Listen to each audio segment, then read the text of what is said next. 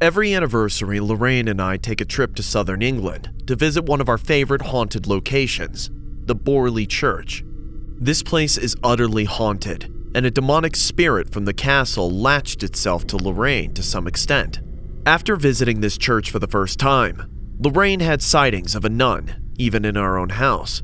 But before I jump into the entire experience of visiting this place for the first time, let me tell you a brief story about the history of this place.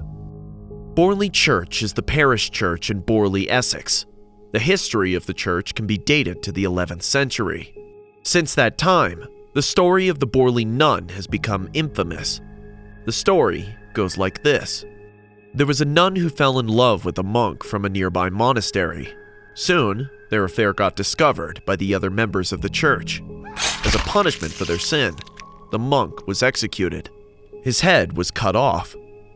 On the other side, the nun was buried alive inside the church walls. Her remains were later removed and buried in nearby Easton churchyard. Since then, the nun haunts this place. When we came to know about the story, we decided to travel to this place to know if this place is actually haunted or not. I must tell you, we weren't disappointed. It was a long drive, almost about 4 to 5 hours. We rented a small cabin for our stay during the trip. At around 4 o'clock, we reached our destination. We kept the luggage in our room and headed for the church. The church building stood like a lonely person with its old attire. I went inside, but suddenly realized Lorraine was not beside me. I turned back and saw that she was standing near the church door. Her eyes were fixated on the wall nearby. "Are you getting something, hon?" I asked. She looked at me with a sad face and said, "She couldn't breathe after a while. This thick wall choked her to death." I noticed the wall carefully. There wasn't anything unnatural in its appearance, though. It was just a wall with yellow, rusty bricks.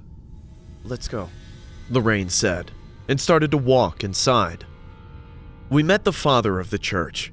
He was lighting up the candles. He talked to us for some time. We told him about the story of the Borley nun to see his reaction. He confirmed that at night, mischievous things do happen here. The church turns into a completely different place after sunset. It was almost and started to get dark outside. We took permission from him to spend a night here. He wasn't very willing, but somehow we managed him. After finishing his last prayer for that day, he headed home. Before leaving us, he warned us that if we see or feel anything unnatural, we must leave this church immediately. I started to set up our cameras, while Lorraine went to take a round to the premise. After being done with the equipment, I looked at my watch. It was 7:30. The valley was dark and there was pin-drop silence everywhere. Just when I was going out to look for Lorraine, I heard her spine-chilling scream. I rushed towards the door and came out into the churchyard. At some distance, I saw Lorraine standing in the dark. I ran to her. "What happened? Why are you screaming?" "Look there." Lorraine pointed out in the empty yard nearby. At first, I couldn't see anything but fog and darkness. There was a street lamp right at the end of the yard. It was giving very low light. I noticed the bush near the lamp was moving mysteriously, but I still couldn't see anything. "Nothing's out there. What did you see?" "No, look. Can't you see him standing there?" I turned back towards the bush again, and this time, my skin crawled in fear. What I saw made my spine shiver. A man was standing behind that bush. He was dressed in a black robe, exactly like a Christian monk. The hood on his head made it impossible to see his face. The man was still as a statue. I could tell from his body posture that he was staring at us. I initially thought someone was trying to scare us, because there have been many hoaxes and pranks people tried to pull on blaming the supernatural. "Hey, what do you think you're doing? Don't try and scare us." I took a few steps ahead to warn that man, but Lorraine screamed from behind, saying, "No, Ed, he's not human." As soon as she said that, I froze right then and there. The man then walked towards the street lamp and stood under it. He then lifted his hands and grabbed his hood. What I saw next, I will never forget. The man took off his hood, and he had no head. Yes, He was headless. I could see red flesh and white bones gushing out from his slashed neck. It was the headless monk. I turned back and grabbed Lorraine's hand. We both started to run towards the church. The wind outside was cold, and it was blowing like a mad dog all of a sudden. Somehow, we ran inside the church and locked the door, slamming it hard. Both of us were panting in fear. I was going to ask Lorraine if she was feeling all right or not, when I noticed her face turning pale. Lorraine? What? Oh my God, we've stepped right into their trap, Ed! What? What are you talking about? What traps? Remember, the church father told us if we see anything disturbing, we must get out of this church. I immediately grabbed the doorknob and tried to open it. I was giving it all my strength, but the doorknob was jammed. It wasn't opening, and I realized the haunting spirits here have now locked us inside. Suddenly, the temperature dropped rapidly inside the church. It was becoming icy cold. My camera started to take random snaps. I knew Lorraine and I were not the only ones here anymore. The church bell rang 3 times. I knew no one stays here at night. Then who the hell is ringing the bell? Suddenly, my eyes went on the wall nearby. It was the same wall that Lorraine pointed out in the beginning. A figure slowly took place on the wall. It was a shadow of a nun. Before I could see the shadow more clearly, the candles inside the church went out. It got pitch dark and we heard a woman crying in pain. There was something in her cry that gave me goosebumps. Lorraine grabbed my hand and we stood side by side in that darkness, expecting all of this to get over. All of a sudden, the church door opened and the fog outside came in and covered the entire floor. It felt like we were having our worst nightmare together. The light from the outside helped us to spot the doorway quite clearly. At that moment, Lorraine whispered to my ears, "There she comes." I looked and I saw a nun was standing near the door facing her back at us. She was holding an upside-down cross in her left hand. Her black dress was as dark as the night. All the candles lit back again on their own, and with this sudden strike of light, she turned her face at us. I have never seen such a demonic face in my entire life. Her cruel eyes were filled with furious anger. Blood was dripping from her mouth, and she was staring at us with immense hatred. It felt like she wants every living being on this earth to die at once. She then smiled, looking right into my eyes. Her smile was spread from ear to ear, and then she disappeared into thin air. Lorraine and I left for home the very next morning, but on the ride, when I asked Lorraine if the nun's spirit tried to communicate with her, she replied, "This is just the beginning, Ed." When she looked at us and smiled, I heard her saying, "I will see you again." My dad is definitely hiding something from me. Every morning when I wake up and go downstairs, I see him washing his hands vigorously, as if he's trying really hard to get them clean. My dad and I are really close. I don't have many friends. We used to live in a town, but after my mom's death, our life changed.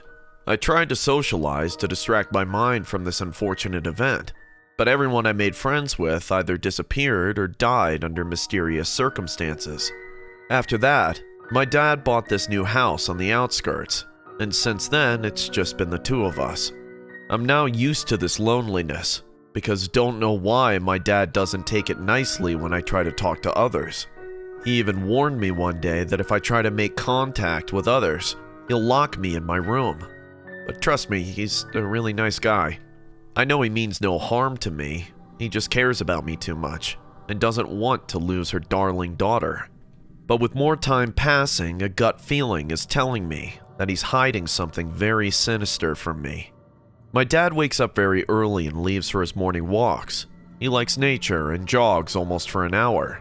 I, on the other hand, am mostly asleep at that time. I wake up exactly when he returns home from his morning walks. As soon as he gets home, he goes to the kitchen sink and starts washing his hands. This is one of his habits, but this never made me feel weird until this morning. Today when I woke up and went downstairs, I noticed red stains on his hand. I don't know why, but I felt he had drops of blood on his hands. I'm starting to doubt him now. Why did he have blood on his hand? I wanted to ask him, but I couldn't gather the courage to do so. After washing them off, he made some delicious breakfast. I was surprised to see him behave as nothing happened, but I know he's doing something really bad in the name of those early morning walks. My suspicion grew stronger this evening. I was watching TV with my dad sitting in the living room when the news flashed. A truck driver was found dead near the Spring County woods. Cops are suspecting he was murdered in a very brutal way. Someone stabbed him to death and then snatched out his eyes.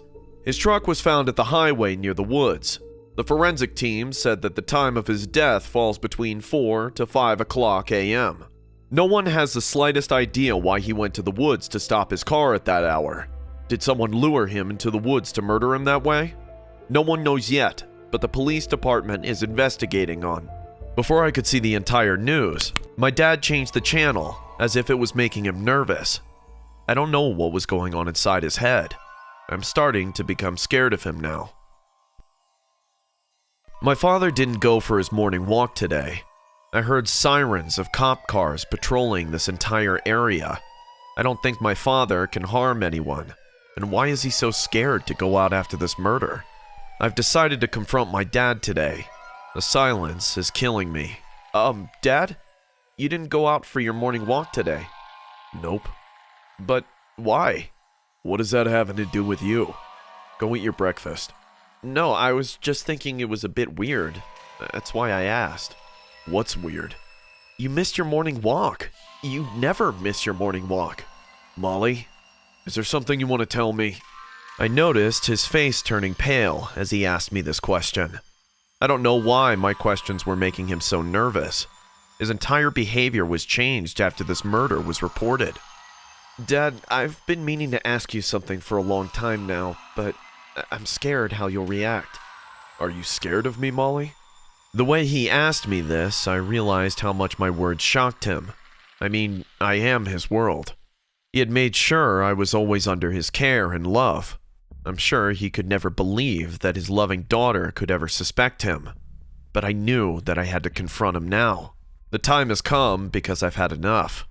I wanted to ask him how Mom fell from the stairs. I wanted to ask him how my 3 friends went missing, and 2 were later found dead. 1 choked to death in the town dumpster, and the other drowned in the local lake.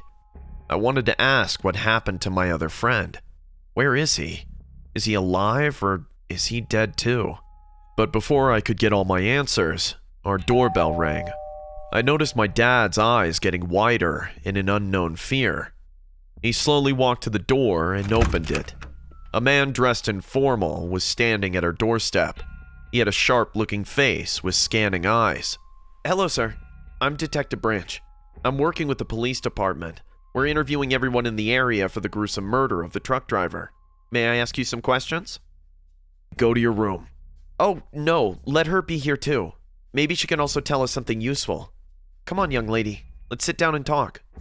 I've never seen my dad more scared than at this moment. Something in my heart kept telling me that my dad knows things that he doesn't want to reveal. Detective Branch sat down on the couch in our living room. My dad sat beside him, and I sat down on a chair next to him. My heart was beating fast now. He looked at my dad and said, So how long have you been living here? 6 months. I see. How many members are there in your family? Just me and my daughter. And your wife? She died 6 months back. Oh, I'm sorry. If you don't mind me asking, how did she die? She fell down some stairs. Another unnatural death then. I see. What do you mean by that, Detective? I could see my dad getting impatient and angry with this man. The detective smiled and looked at me. You're Molly, right? How do you know my name? I went to your school. My school? Why? Molly, do you know what happened to your friends?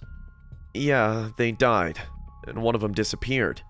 Did the same person who killed the truck driver kill my friends as well? Yes, I'm afraid so. But I have even more scary news for you. What? What is it? You know who's doing all this, Molly, don't you? What? What do you mean? Why would I... Dad, what is he trying to say? I could feel my veins popping out in fury, and my head throbbing in terrible pain. My dad got up and screamed, "Go to your room, Molly! And you, get the hell out of my house! We don't know anything about these murders!" "Come on, Mr. Johnson. How long will you act like a fool and pretend nothing is happening? I've checked the CCTV footage of the night the truck driver got murdered. I've seen who stopped his truck and lured him into the woods." Their argument was heating up. Meanwhile, I couldn't bear this excruciating pain in my head. I jumped from my seat, screaming at the top of my lungs, and then everything went black. When I woke up, I saw the entire house was silent. My father was dragging something away. As my vision adjusted, I saw he was dragging the bloody corpse of the detective branch into our basement. He had no eyes, just like the truck driver. "Molly, you're awake. Go wash your hands now. We don't have much time. We have to leave right now." As I looked at my hands, I saw it was red with fresh blood, and I was holding something in my fist. I slowly opened it, and there they were, a pair of torn-out eyes lying in my hand. I calmed down and uttered to myself, "Don't worry, Molly. Dad is going to take care of you. He always does. He did after Mom died. He did after Cindy was found in the dumpster. He did after Joanna was drowned in the lake. He did when Jason was pushed from the cliff. And he did after the truck driver was stabbed. He will do it this time as well." I'm a doctor, and it's not only our job, but also our responsibility to take care of the patient. But not every patient is the same. Back when I was working in a small town hospital, I was young and new to the profession. But it only took me a few days to get accustomed to the workers and patients there. There were 4 other doctors, and we all reported to the head of our department, Miss Saunders. She was a tough person to impress, being honest. Every doctor was terrified of her. Not a single mistake could go unnoticed by her. I wanted to prove myself, hence I showed effort in my work. To do so, I had to take a lot of night shifts. I lived alone, distant from my family, so I didn't mind staying at the hospital most of the nights. All the patients called me Dr. Cooper. There were patients of various age groups, but there was this one little girl named Tiara. She was probably the youngest patient in the hospital at the time. She was there before my joining. Anyways, Tiara was a lovely child. She often roamed the corridors and talked to the other patients. Mostly, she was always on her own. One night, I was doing a night shift. I went to take my usual rounds. I was walking in the long, empty corridor when I heard 2 people talking in a very low voice. It was late, and every patient was supposed to be asleep by then. I followed the sound, and it came from cabin number 203. As I opened the door and switched on the room light, I found Tiara standing near the patient's bed. She smiled at me mysteriously, but my sudden appearance didn't startle her at all. She smartly said, "Hello, Dr. Cooper." "Tiara, this is way past your bedtime. What are you doing here?" "Nothing. I just came to say goodbye to George." George was the patient of 203. He recently had a major operation. Even though Tiara looked calm to me, I noticed George's face. He was scared and extremely pale. I thought Tiara's sudden arrival might have shocked him, so I said in a soft voice, "Tiara, you can't roam like this at night. Come on, let's take you back to your bed." Then I looked at George and said, "I'll send Nurse Martha for a quick check. She'll give you a pill to help you with sleep. You need to rest now." I then escorted Tiara to her ward. She went to bed without saying anything. This small encounter didn't worry me at all until the next morning. I went home around 4 after finishing my night shift. It was my day off, so I slept the entire day. The next day, at work, when I was passing by room 203, I thought to check on George. But after opening the room door, I saw another patient was sleeping on his bed. I saw a nurse walking in the corridor. "Excuse me, sister, where is George?" "He was in this cabin." "Oh, you mean the patient in this room? He died yesterday, doctor. You didn't know?" "What? How?" "He was already suffering from cardiovascular disease, but he wasn't recovering. Surprisingly, he had a heart attack yesterday. Dr. O'Hara signed his death certificate. You can ask her. She will be able to give you all the details." The nurse walked away, and I stood cluelessly in the corridor. Suddenly, something weird came to my attention. I remembered when I asked Tiara what she was doing in George's cabin, she said she came to say goodbye to George. But why goodbye? She was supposed to say goodnight, right? I went to Tiara's cabin. She was sitting on her bed and coloring pictures. Without wasting a single second, I asked her, "Tiara, why did you go to George's room to say goodbye? Shouldn't you be wishing him goodnight?" Tiara's face changed color. She fumbled, saying, I said goodnight. You heard it wrong." Suddenly, she looked behind my shoulder as if someone was standing behind me and watching her. I turned back immediately, but no one was there. The cleaning staff came and started to mop the floor. Tiara started coloring again. I went back to work with confusion in my mind. The entire day, I couldn't concentrate on my work. This unusual thought kept bugging me. Why did Tiara say goodbye to George? Did she know he was about to die?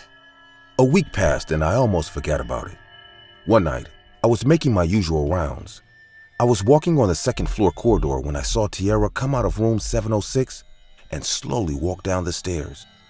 Room 706 recently took a patient with a serious head injury. I went inside and saw the woman was awake. "Who is it now?" "Oh, it's you, doctor." "How are you feeling, Corey?" "I feel a bit dizzy, doctor." Did someone come to you before me?" "Yes, a little girl came. She said her name is Tiara." "What was she doing here? Did she say something to you?" "Yes, she was a sweet child, but I think she said it wrong." "Said what wrong?" "I guess she meant to say goodnight, but instead, she told me goodbye. Weird, huh?" My heartbeat got faster. I put Corey back to bed and came back to my chamber. Deep down in my heart, I knew what was coming. The next morning, Corey passed away. I got this strong belief that Tiara has a weird ability to know when a patient's time has come.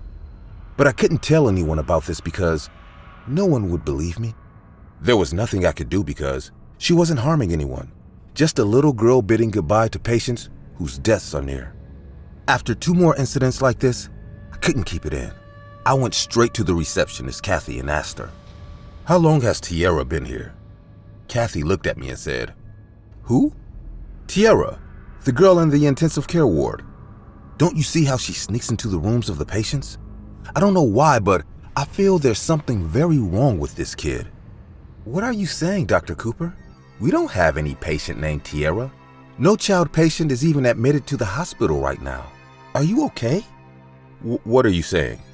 "I have been talking to this girl for the last few days. Check the register. She's in the intensive care ward." "Cooper, please come to my office." I turned back and saw Miss Saunders standing behind me. I followed her to her cabin with a messed up mind. After entering, we sat down and she said in a low voice, "Did you see Tiara? How does she look, Cooper? Is she happy?" "What? Please tell me what's going on." "Kathy just said there's no one here by that name, and now you're asking me about this girl. What the hell is happening?" Miss Saunders couldn't control her tears. She started to cry terribly.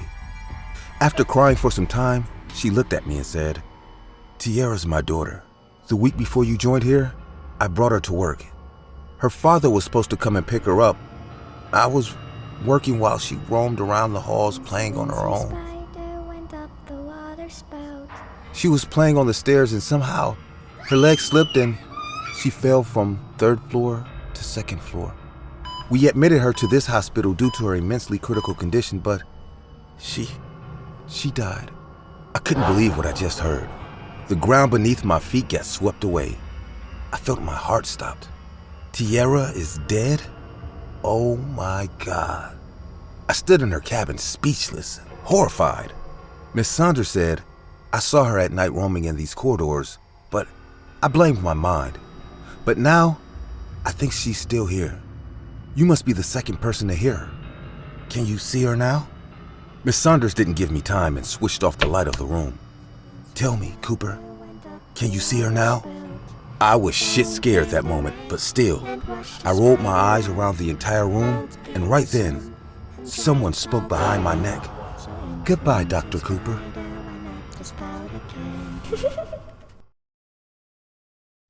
I'm what you might call a shut-in. I've spent the past 5 years of my life shut off from the outside world in my tiny studio apartment. Other people might find it claustrophobic, but I find it comforting. This apartment is my world, and it's small enough that I know everything that goes on in it at any given moment. Here, I know that I'm safe and protected from the chaotic world outside the window that I always keep closed and curtained. I wasn't always like this, though. I used to be a normal kid with a loving family. Back then, I lived in a fairly large house with my parents and older brother. I don't remember my parents very well. I know they loved my older brother and I, but they were always too busy with work to actually spend much time with us. My brother, on the other hand, I can remember perfectly. He was a lot older than me, and more often than not, had to be the one to take care of me when my parents worked late into the night. I've eaten his cooking more times than my mom's. He never seemed to mind taking care of me, though. Sometimes I wonder how much of that was a facade. A teenager like him must have felt frustrated having to take care of his kid brother all the time. Thankfully, he was kind enough to never blame me for it. Not overtly, anyways. In return, I tried my best to not bother him or my parents as much as possible. I was a shy, quiet kid, even back then anyways. I kept to myself both at school and at home, locking myself in my room until it was my time to eat, and only coming out when asked to. In my mind, I was trying my best to not be a bother to anyone. Looking back, I think I might have come off as cold or uncaring to my family. Maybe if I'd tried to talk to them more, things would have gone differently.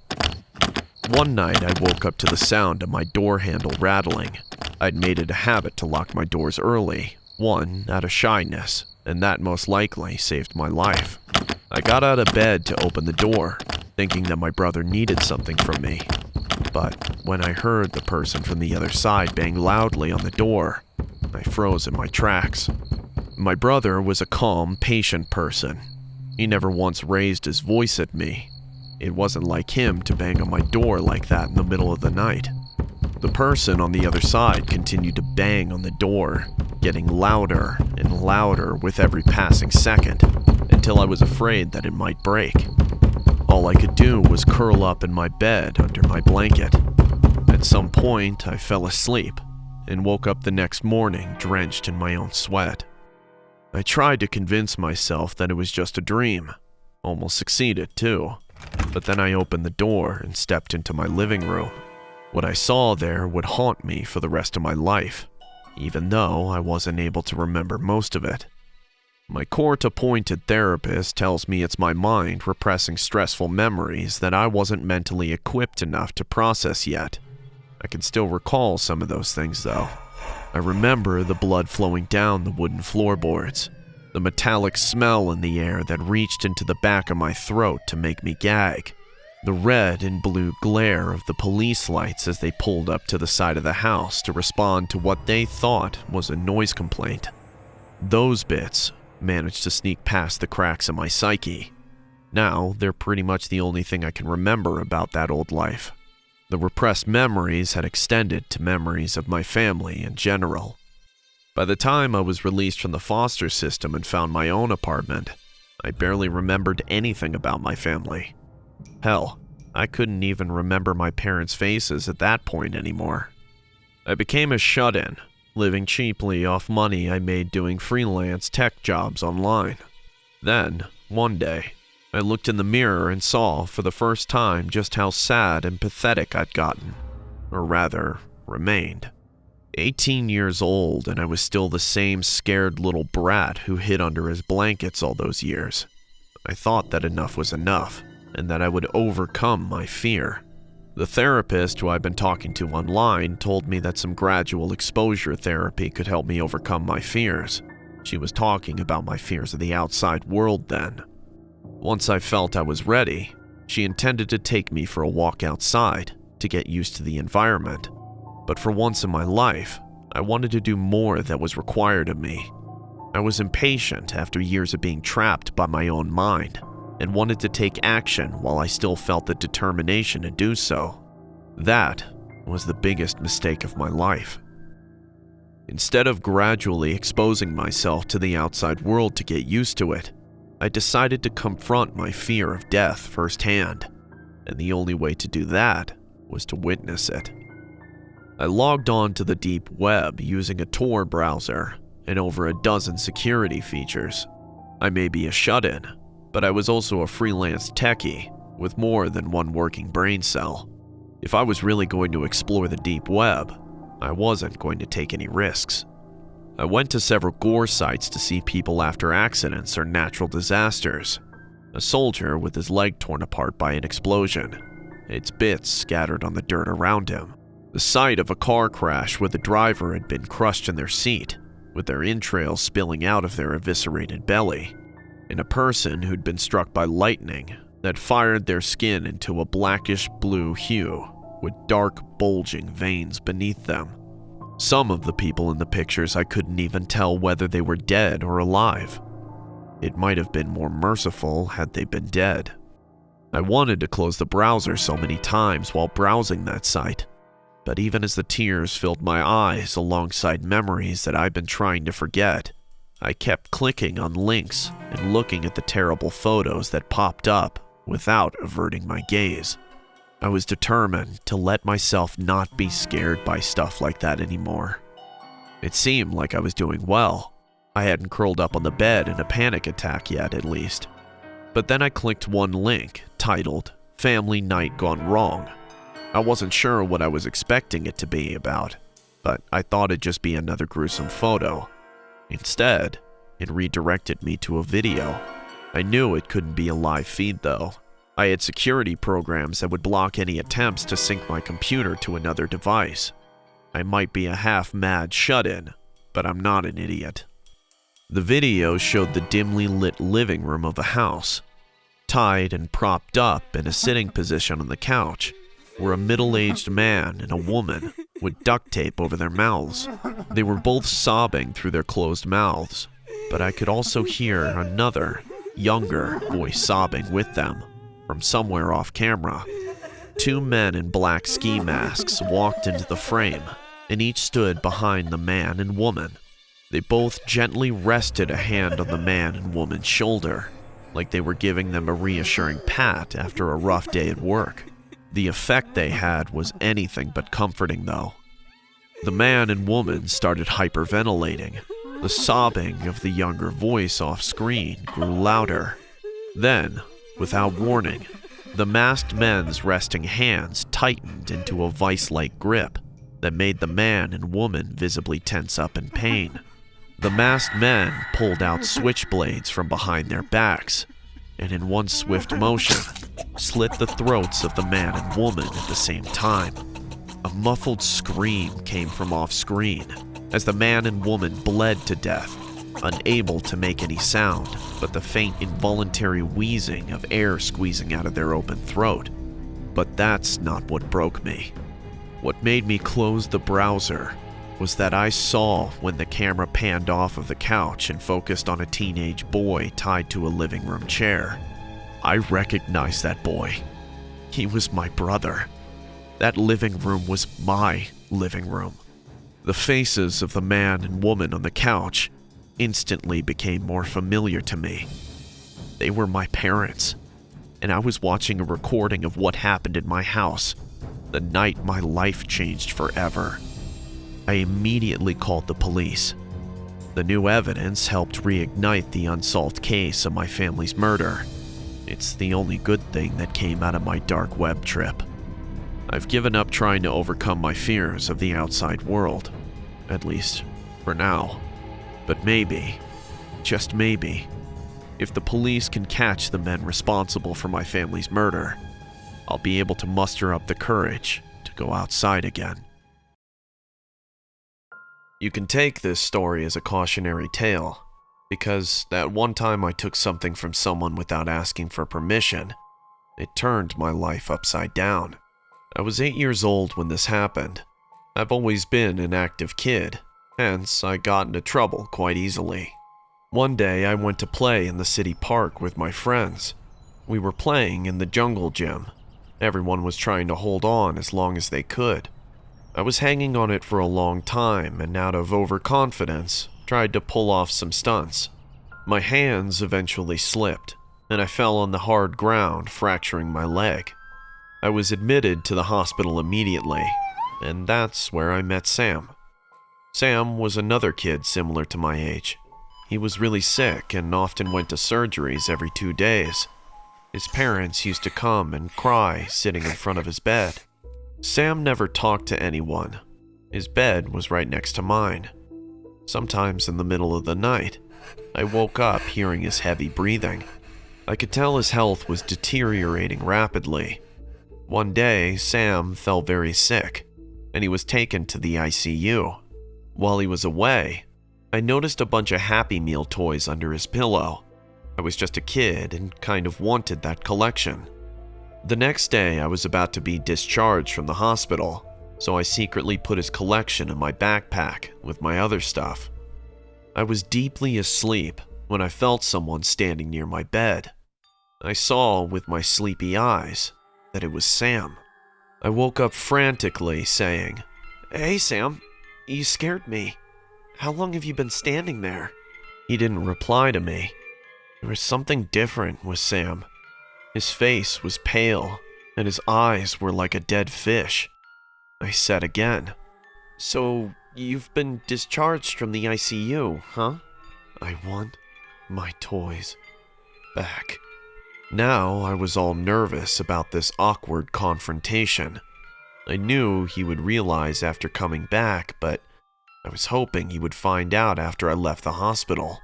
I wanted to keep the toys, and if I returned them now, it would directly prove that I stole them. So I denied it to his face. "What toys are you talking about, Sam?" "My Happy Meal toys from McDonald's. You took them last night. They're in your backpack." Sam spoke as if he saw me doing all of this. His accuracy kinda disturbed me, but I was adamant as well. "I don't know what you're talking about. I didn't take your toys." Suddenly, Sam's face started to change. His eyes got wide and furious. He looked at me like a hungry wolf and said, "I want my toys back. I want them back." He then opened his mouth, and his jaw started to expand horrifyingly. I screamed in fear and woke up on my bed, drenched in sweat. "Were you having a bad dream, Paul?" I saw a nurse standing near my bed. I looked outside the window and realized that it was morning. Was it all a dream? But it felt so real. I looked at Sam's bed and found it empty. "Are you looking for your friend?" "We weren't friends." "Oh, that's too bad. Your parents will be here soon to take you home." Sister?" The nurse was walking away. Hearing my voice, she turned back and said, "Yes? Do you need something? How is Sam doing?" "Oh, well, he's in a better place now. May God bless his soul." The nurse left, and I realized that Sam was no more. On the way home, I heard my parents talking about Sam and feeling sorry for him and his parents.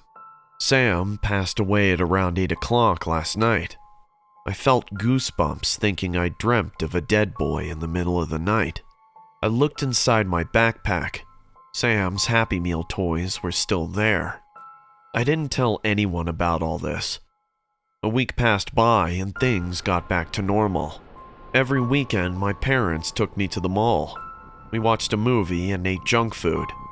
One weekend, after spending fun time at the mall, my dad took us to eat at McDonald's. I just took a bite of a cheeseburger when my eyes went to the last table in the corner. What I saw ran a cold shiver down my spine. It was Sam. He was sitting at the corner table, wearing the hospital outfit on which I saw him last time. His eyes were blood red and filled with anger. He opened his hollow mouth and said something, but I couldn't hear his voice. Judging by the movement of his lips, I could tell he was repeating one line over and over again. I was becoming numb with fear. Paul? Paul, are you all right, honey? My mom's worried voice set me free from that frozen hell. I got back to my senses and tried my best to hide my fear. Yeah, I'm fine, Mom. When I looked at the table again, I found it empty. No one was there. I somehow finished my food and we got up to leave for home. My mom and dad were walking in front of me. We were near the exit door when I saw a guy dressed as Ronald McDonald giving balloons to every kid. When my turn came, he crouched down and handed me a blue-colored balloon. I smiled and said thank you. He got extremely close to my face and said, "Sam wants his Happy Meal toys back." I screamed and ran to my dad. For a moment, everyone around got shocked. My dad asked me, "What happened, Paul? Did he scare you?" I looked back at the guy, but he even looked terrified with my reaction. He said in a nervous voice, "I don't know what happened, sir. Your kid got scared on his own and screamed in my face." I started to realize that Sam's ghost was haunting me because I took his toys. But what can I do now? He's dead. Can someone come back from the dead to haunt a living person? Do ghosts really exist? I caught a high fever after coming home that night. My parents thought the guy dressed as Ronald McDonald scared me, but only if they knew the truth. I might have passed away with a high fever, hence I don't remember what happened after we reached home. I woke up past midnight hearing a thunder crack. A heavy storm was going on outside. I could see a flash of lightning reflecting on my room walls. I understood I was lying on my bed. My eyes took some time to adjust to the darkness. I checked the corners of my room with scared eyes. I felt Sam's ghost will emerge from those dark corners to scare me to sleep once again. There was no one. I breathed a sigh of relief, thinking that I was imagining all of this, and none of these incidents were actually happening in real life. I picked up the glass of water I kept near my bed to take a sip. I took the first sip and calmed down a bit. Then I went to take a second sip, just when a drop of something fell in my glass. In that flash of lightning, I saw the water changing into a red color. I immediately looked up and saw Sam was lying on the ceiling, staring at me with a devilish grin. He was looking like a creature from another world. Half of his face was rotten with maggots crawling on the surface. He opened his black, hollow mouth and said in a demonic voice, "I want my toys back! Those are my Happy Meals!" Before I could say something, he jumped on me from the ceiling and vomited a pool of blood on my face. I screamed at the top of my lungs. My parents rushed to my room, and I hugged my dad and cried for an hour. My parents slept in my room that night. The next morning when I woke up, I told them everything. I don't think they believed a dead kid's ghost was haunting me, but they took me to Sam's house and made me apologize to his parents for stealing his toys. When I returned those Happy Meal toys to Sam's mom, she said in a sobbing voice, "These were Sam's favorite toys. He loved eating at McDonald's just to collect this toy." After that day, I never saw Sam again. My name is Emma, and I'm currently 13 years old. This incident happened a few months back, and the impact is such that I have some serious trust issues. Everything was going perfectly alright, until one day I met a stranger on my way home. I generally walk home from school with my best friend Patrick. He lives right across the street near my house. We've been best friends since kindergarten, so he knows me more than anyone else. We were walking when I suddenly felt someone was watching us. We stopped to get ice cream on our way. I stood on the sidewalk and Patrick went to buy them from the ice cream truck parked in close distance. I was casually looking around. There were not many people on the road. There was a clothing store on the opposite side of the road, and a pretty red gown was peeking behind the glass window. I was fancying it when suddenly my eyes went to a car parked on the same side. It was a dusty, old car. A man was sitting in the driver's seat and watching me. He had a piercing stare that started to creep me out.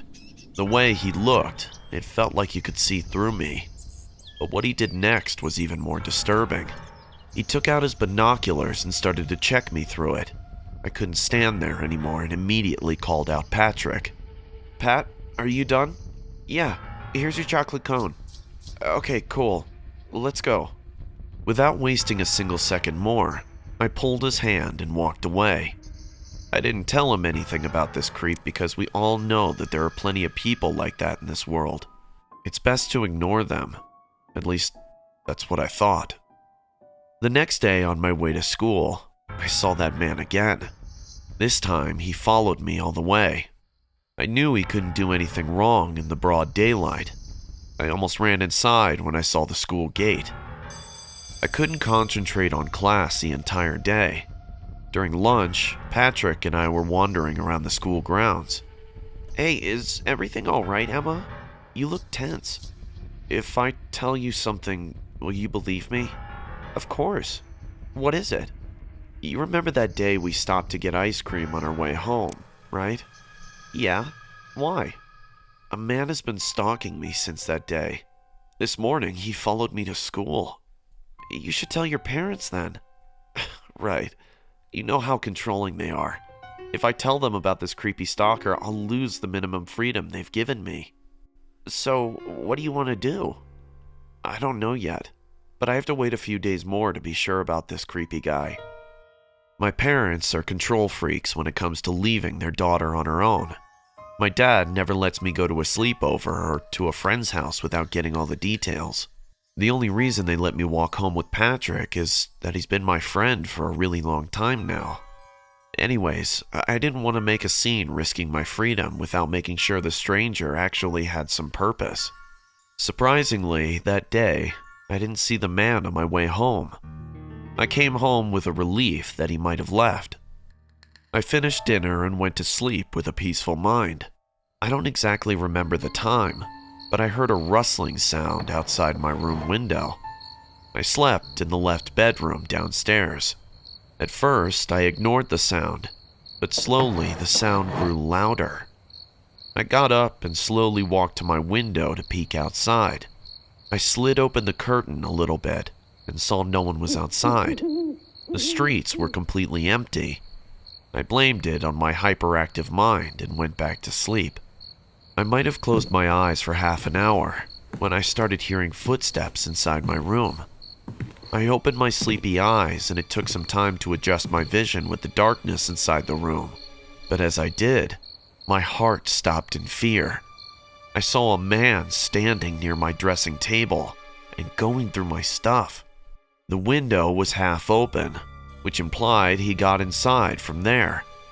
I wanted to scream, but I was so scared that no voice came out of my mouth. The man was searching for something, and he wasn't aware that I was watching him. Who are you?" As soon as I said that, the man sprinted out of the room through the window and ran away. I couldn't sleep the entire night. Next morning, I told my dad. He disciplined me for not telling him earlier. Though I didn't see his face, I was sure it was the same creep. Another mysterious thing that I discovered was my comb went missing right after that night. What kind of psycho man is this, sneaking into a 13-year-old's bedroom and stealing her stuff? I eventually stopped going out alone. My dad dropped me off at school and my mom picked me up.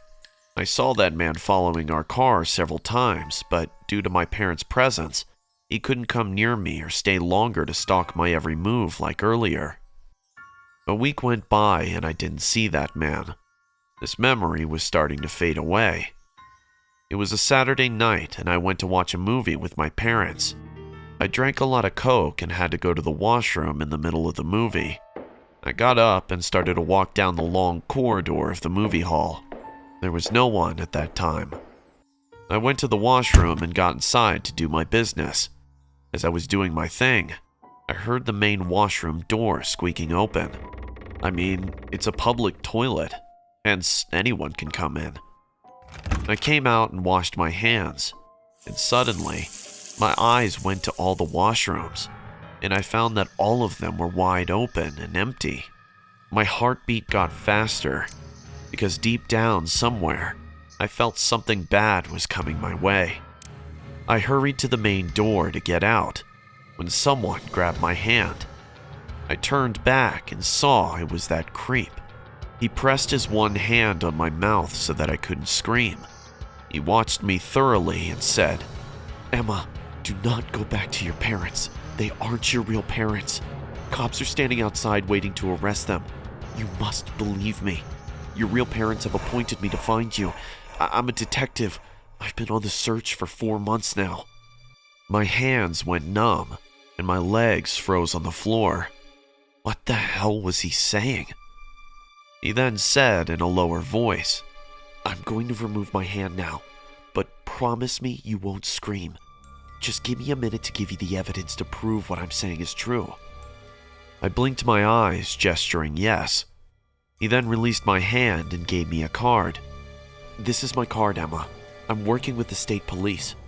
I saw the card. It read, "I've taken your DNA from those stranded hair samples on your comb. You must come with me to the cops." That night, my entire life changed. I found out that I was living in a big lie. The story unfolded that I was a newborn. My fake parents stole me from the maternity ward, and my real parents could do nothing but sob in my memory. They appointed this man Jonathan to find me. Somehow, he found traces of my parents and saw me on my way to school. To be absolutely sure, he stole my comb that night, and my DNA came out to be a perfect match. I'm now in this new house with new and real parents. I now know why my unreal parents were so protective of me since childhood.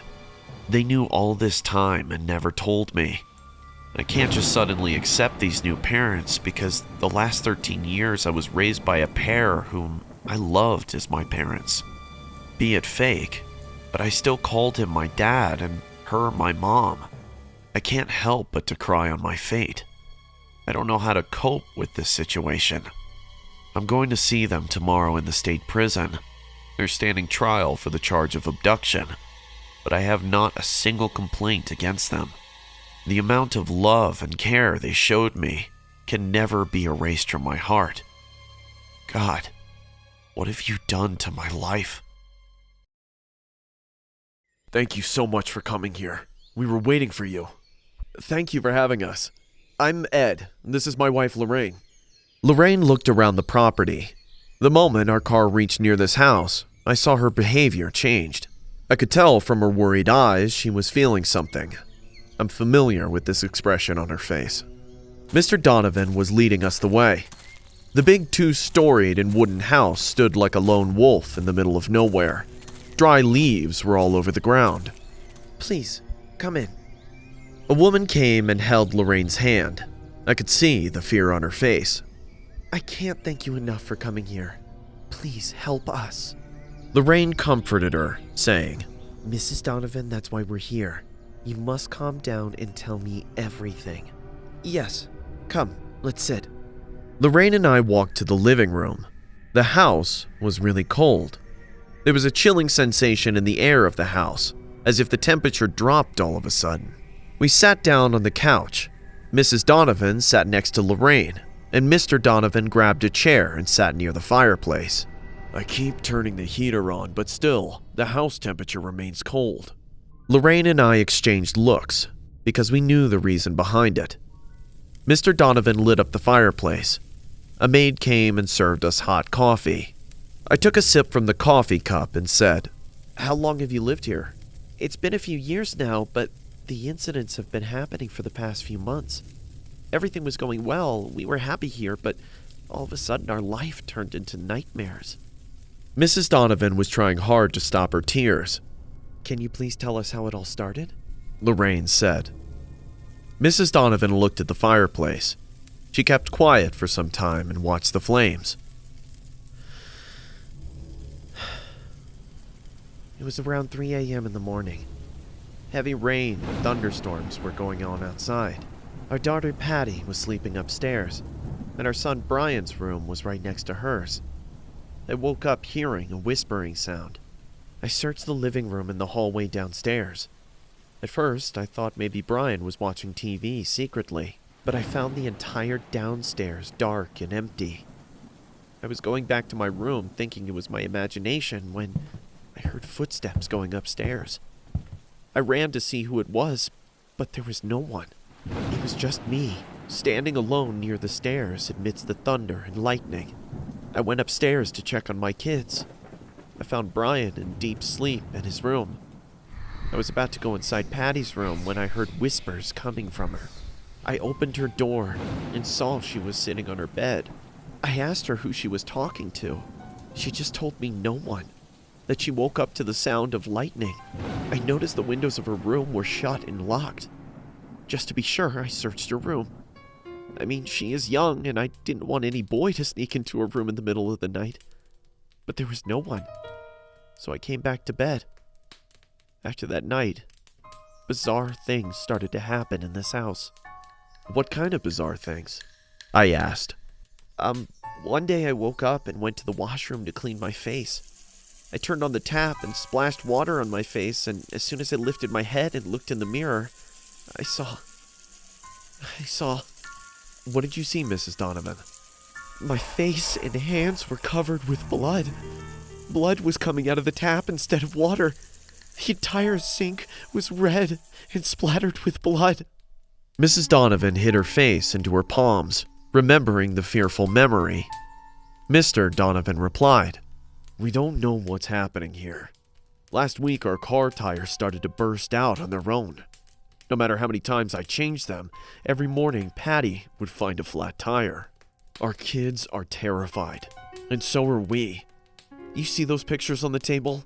Mr. Donovan pointed out to the corner of the room. I saw a framed family photo that was kept on the table. Every time we hung those pictures, some invisible force knocks them down. Not just that, our wallpapers come off from the walls for no reason. It seems like someone peels them off vigorously.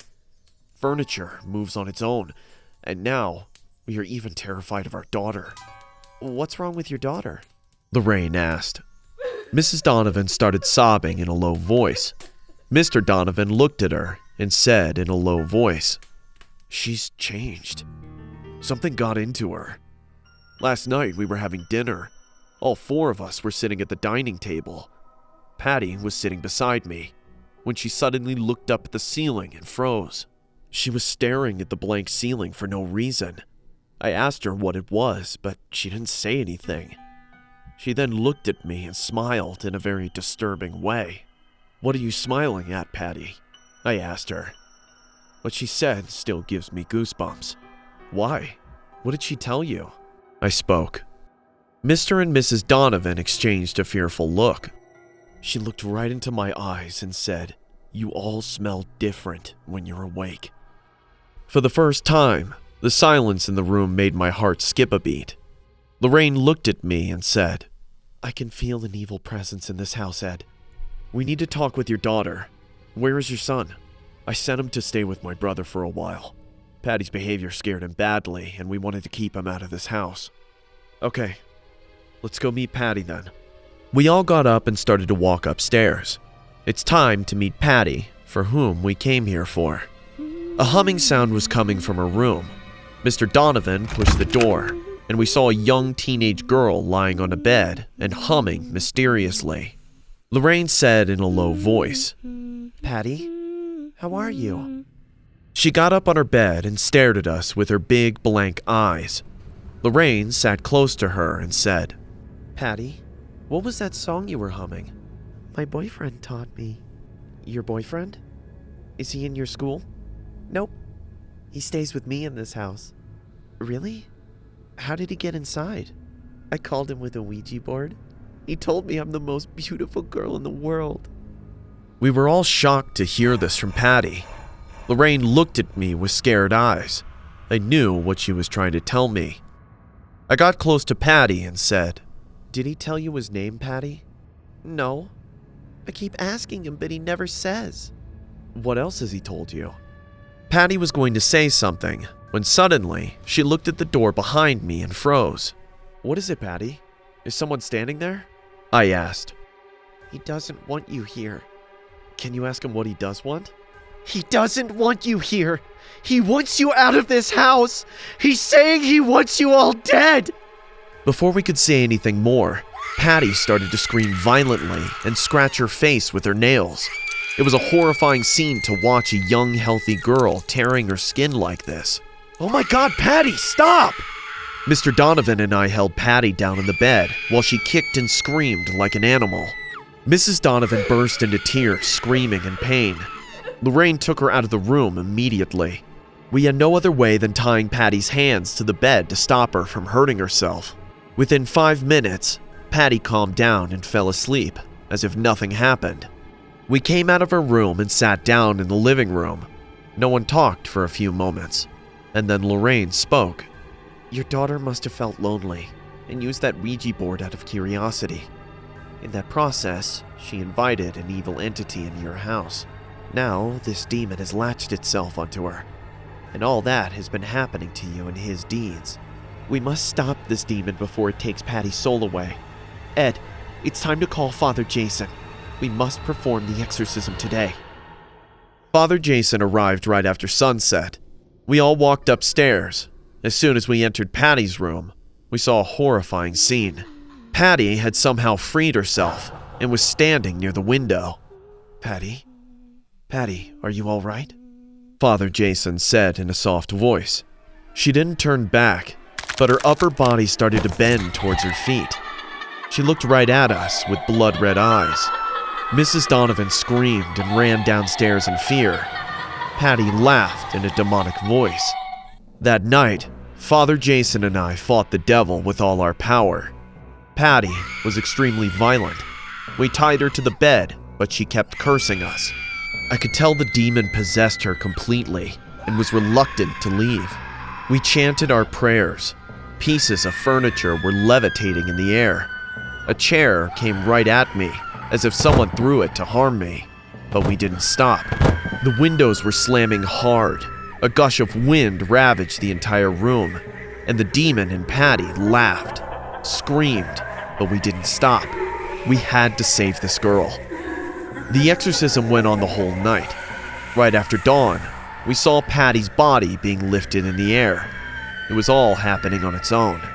Father Jason said his last prayer and sprinkled the holy water on her. As soon as he did that, Patty's mouth was wide open, and black smoke came out and drifted away out of the window. Everything fell silent. Lorraine rushed upstairs and said, Ed, it's over now. We've done it. I can feel it. I believe in Lorraine's ability. I knew she was right. I lost my right arm below the elbow during my senior year of high school. I won't go into detail of the accident that caused it, but needless to say, it was an unpleasant experience that left me mentally scarred for a long time after the fact. I remember feeling like my life was over then. I had been right-handed up until then, so I had to relearn even basic things like writing and getting dressed. It was exasperating. The only thing worse than trying to adapt was the different way people looked at me in the halls of my high school after I lost my hand. They didn't bully me or anything, quite the opposite in fact. They'd go out of their way to help me with things whenever I needed help, and being newly amputated, I often needed someone's help to get even the smallest things done. Before the accident, I was the quiet loner, who only stuck to a few close friends and didn't bother anyone else. After the accident, I became the poor girl who lost her hand and deserved special treatment from everyone around her. People would open lockers for me, carry stuff I dropped, and hold open doors while I was still far away from it. I know they were trying to be nice and they weren't causing anyone harm, but I couldn't stop myself from secretly feeling embarrassed whenever they helped me. The pitiful looks they gave me when they passed me in the hall felt like daggers stabbing into me. Still, I made sure to thank everyone who went out of their way to help me, despite how I felt. For a long time, I prided myself on being a tough girl who could do anything by herself. Suddenly needing the help of other people who must have felt obligated to aid me was a constant source of humiliation for me. I felt less like an independent person and more like a school pet that needed to be carefully cared for to survive. On the bright side, the popular girls who used to push and shove me when they thought they could get away with it no longer bothered me. I guess even spoiled rich girls have some standards. All except one, that is. Her name was Sophie, and she was well known for being a mythic bitch at our school, who'd throw a shit fit if the Lamborghini she got for her birthday wasn't the right color. With all the personality of a sheet of sandpaper being rubbed against your crotch, she was popular for just being popular and having more money than she knew what to do with. I never paid her much mind, and she didn't bother to acknowledge my existence before I lost my hand, which was fine by me because I didn't want to associate with someone like her anyway. But after I lost my hand and gained the unwanted collective sympathy of the school, her apathy towards me turned to absolute burning hatred for an unbelievably idiotic reason. Senior prom was just around the corner. Sophie had pretty much guaranteed the prom queen title up until my accident made people know I existed. Pity votes for me to be prom queen started rolling in as my name skyrocketed to the top of the possible candidates. I held the lead for prom queen by the balls without trying or caring. By the time I even noticed that my name was on the list of those nominated by the student body, I already had more votes than the next two nominees combined. Directly below me in votes was Sophie, who apparently took that personally. She started talking shit about me to her friends behind my back and would accidentally trip me whenever I walked past her in the hallway. I fell on my face several times because of her. I was already unbalanced in general, due to missing a chunk of my right side, and my sudden lack of dominant hand made me unable to shield myself from the floor whenever she tripped me. One time I even fell so bad that I got sent to the nurse's office with a nosebleed. Unsurprisingly enough, picking on the disabled girl so badly that real blood was drawn didn't earn her any favors with the student body she was trying to get votes from. Once she realized this, she decided to try a different approach. Sophie approached me in the cafeteria about a couple weeks before the prom. Despite having caused me no small amount of grief, she wore a smile on her face faker than the implant she bought with her dad's credit card. She introduced herself as if the whole school didn't already know her name, and asked how I was coping with losing a hand. Had she been anyone else, I would have lied that I was doing fine, and thank her for her concern. But since it was Sophie asking me that, I told her that I was doing about as well as you'd expect for a person who just lost their goddamn hand, and told her in no uncertain terms to fuck off. She simply laughed off my response. Whether she chose to ignore the shade I threw her way or was just too stupid to realize that I was insulting her, I have no idea. She went on to talk about how much she'd been looking forward to being prom queen, as if I was supposed to care. At the very end of her self-entitled rant, she asked me to not go to the prom, so that she could be prom queen. I shrugged. I honestly wasn't in the mood to dance anytime soon with my fucked up sense of balance anyway. If not going to prom was going to get her out of my hair, I was more than glad to oblige her. She stopped messing with me after that. Then, a week before prom, my best friend and longtime crush asked me to go to prom with him. According to him, he'd been planning to ask me out for a while. The fact that I was missing a hand didn't bother him, though he told me that he'd understand if I didn't want to go to the prom with him or at all. The truth was, I didn't give a rat's ass about the prom, but I did care about him. I really did want to spend a memorable night with him at the prom, but if I did, then Sophie would no doubt give me grief about it. I then promptly realized that I didn't give two shits about what she thought of me. The tough girl I was before the accident wouldn't have let someone like Sophie keep her from what she wanted to do anyways. When prom night came, I power walked into the venue with my best friend turned boyfriend, holding my shiny new prosthetic hand. He helped me pay for it to be delivered in time for the prom, and it did wonders for my confidence. Instead of people pitying me for my missing limb, they were gushing over my cool new cyborg arm and asking me how it worked. I was more than happy to tell them too. For the first time since my accident, I felt whole again. Not everybody was as excited for me, however. Sophie glowered at me from a dark corner of the venue the entire night. Her usual clique was nowhere to be seen. I guess most of them decided to jump ship to save their reputation from being associated with her. Honestly, at that point, I doubted she'd get to be prom queen even if I hadn't attended. To my surprise, I had a great time at the prom. I introduced my new boyfriend to my friends and they all took to him right away. There was a little accident when I tried to hold my fruit punch with my prosthetic hand and ended up crushing the cup, but we all laughed it off. I kissed my boyfriend on the cheek and excused myself to the bathroom so that I could clean the fruit punch off my dress. As you can imagine, it took me a while since I still wasn't accustomed to using my left hand, or my new robotic hand. When I was finished, I looked at my watch and realized that the prom queen would be announced soon. I hurried back to the dance floor and was met with a scene straight out of a fever dream. Everyone from the teachers to my boyfriend were out cold on the ground, many of them still holding spilled cups of fruit punch in their hands. Standing in the middle of the dance floor among the passed out attendees was Sophie, wearing the prom queen sash over her hot pink dress and a tiara on her head. For the first time that night, she was smiling. It was not a happy smile, however, but one fueled by pure delusional insanity. She turned to look at me with crazy bloodshot eyes and let out a laugh. I'm prom queen! Me, not you! She screamed before charging me. I noticed the kitchen knife in her hand just in time to bring my prosthetic arm to defend myself on instinct. The tip of the blade snapped off the moment it hit my prosthetic arm.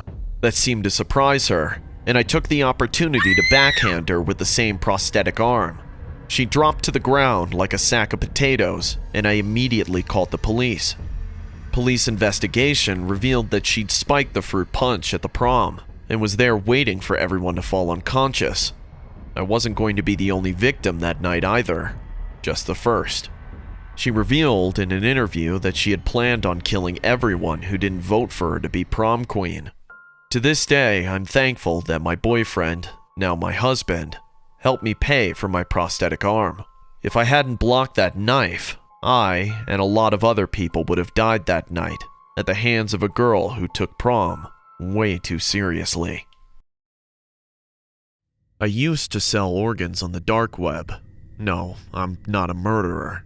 I work at a funeral home as its sole undertaker and owner. It's the only funeral home in this small town I live in, so I was pretty much the only choice for the families of the deceased to go. I wasn't always the only worker here, though. The funeral home's a family business, so my father was the one who taught me the ins and outs of the trade as soon as I was old enough to. I tried to get out of it by going to medical school after university. I did pretty well for the 3 years that I was there, before I was forced to return to my hometown. My father had passed away from a sudden heart attack back home. He passed the funeral home down to me in his will. He also requested that I be the one to prepare his body for his funeral. Having to embalm his body was the single hardest thing I had to do, but I did it anyway because that's what he wanted. It was clear that the family business meant a lot to my father. The locals needed it too, if they wanted a proper ceremony without having to drive miles to the next closest funeral home. Knowing that, I just couldn't abandon it anymore. It's not like I was going to be able to pay off the student loan now that my father isn't around to help support me either. I had no choice. Either work normally as an undertaker and keep paying my student loans until it was my turn to be put in the ground, or find a little hustle on the side that might let me pay it off before I retire. The choice was pretty obvious in my mind. The experience I got from medical school helped me carefully extract the organs from every corpse that found their way to my embalming table. The suits and dresses cover up the scars, and a little bit of stuffing where the organs used to be kept them from looking deflated. Honestly, it wasn't too different from regular embalming. Their loved ones were none the wiser at their funerals. They often thanked me for making their families look alive one last time, not knowing that I had their organs stashed in a freezer in the back of the funeral home. For as much effort as we undertakers put into making bodies look pretty, our living clients tend to not look at them very closely in the end. So hey, what they don't know won't hurt them, right? It's not like the corpses themselves can object to whatever I do to them either, since they're, dead. Considering some of the gruesome stuff regular embalming entails, Undertakers wouldn't exist if they could. Now, before any of you judge me for what I did, know this. As someone who knows doctors and wanted to become one in the past, the organs that people bury and burn every day are worth more than their weight in gold. There are people in hospitals waiting for life-saving organ transplants, and while their own time is running out, those whose time had already passed are taking their invaluable organs with them into the ground, where they have no use for it. To me, burying something as precious as organs that could potentially keep more people from dying is just absurd. It's one of the reasons why I was so against inheriting the funeral home business in the first place, even more so than the morbid nature of the profession. That's not to say that I'm some sort of saint for thinking that way, though. After all, I was mainly selling organs to make money, not save lives. No legitimate doctor I knew would ever try to find organs for their patients through the dark web anyways. I try my best to not ask what my customers intend to do with the organs I provide to them.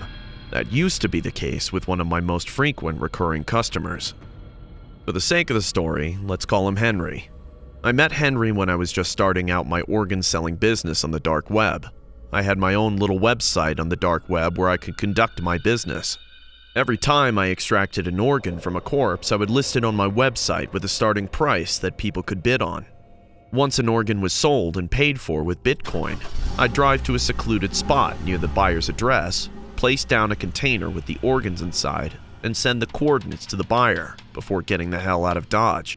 Henry was always a high bidder, and I very quickly got used to seeing his username on my dark website, offering exorbitant amounts of money for any organ I listed. He almost always won the bid, too. I don't know where the hell he got all the money to be spending on these organs, and I didn't care. I just wanted the money. One day, I had a complete set of organs up on sale on my dark website. Hearts, lungs, kidneys, you name it. The person I got them from had died from hypothermia. Apparently, he got drunk off his mind and spent the night asleep on the street where he froze to death. Terribly tragic incident. But it gave me the rare chance to harvest a full set of undamaged organs. Plus, him dying from the cold meant they were all still remarkably preserved by the time he reached my embalming table. The liver was a little worse for wear, though. Harry won the bid for several of the organs within just one day. I was able to make a crap ton of money, but I also had to haul a heavy icebox with a heart, a pair of lungs, 2 kidneys, and one nasty-ass liver across the state to the city he was in. I was really tired that day. Extracting that many organs without damaging them and stitching the body back up isn't that easy. That, coupled with the fact that I'd delivered organs to Harry about a dozen times before, made me complacent.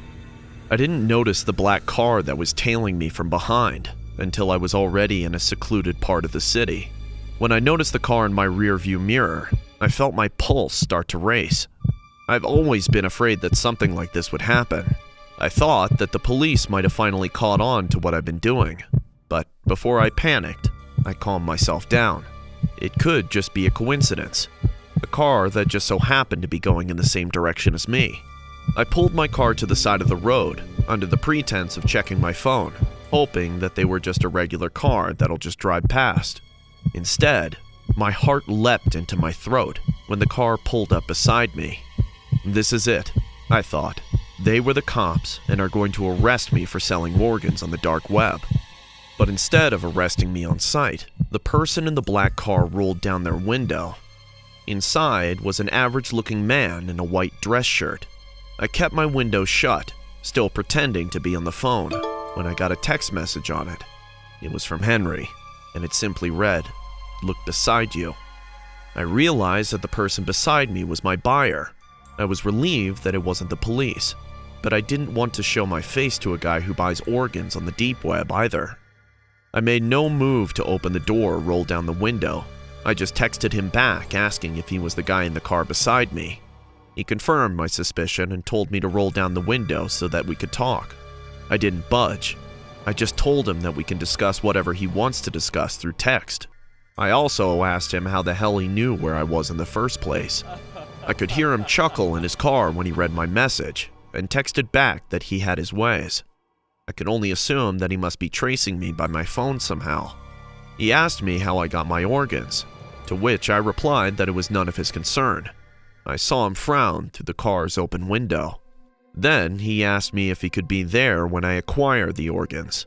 I asked him why the hell he'd want that. His response remains with me to this day.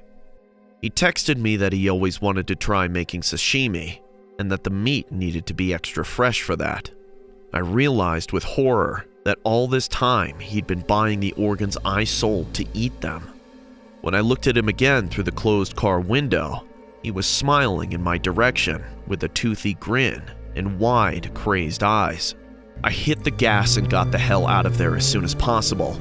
I also broke my phone and tossed its remains into a garbage can as soon as I could. Deep down, I always knew that it was possible that my customers could be eating the organs I gave them. There are a lot of sick people on the dark web.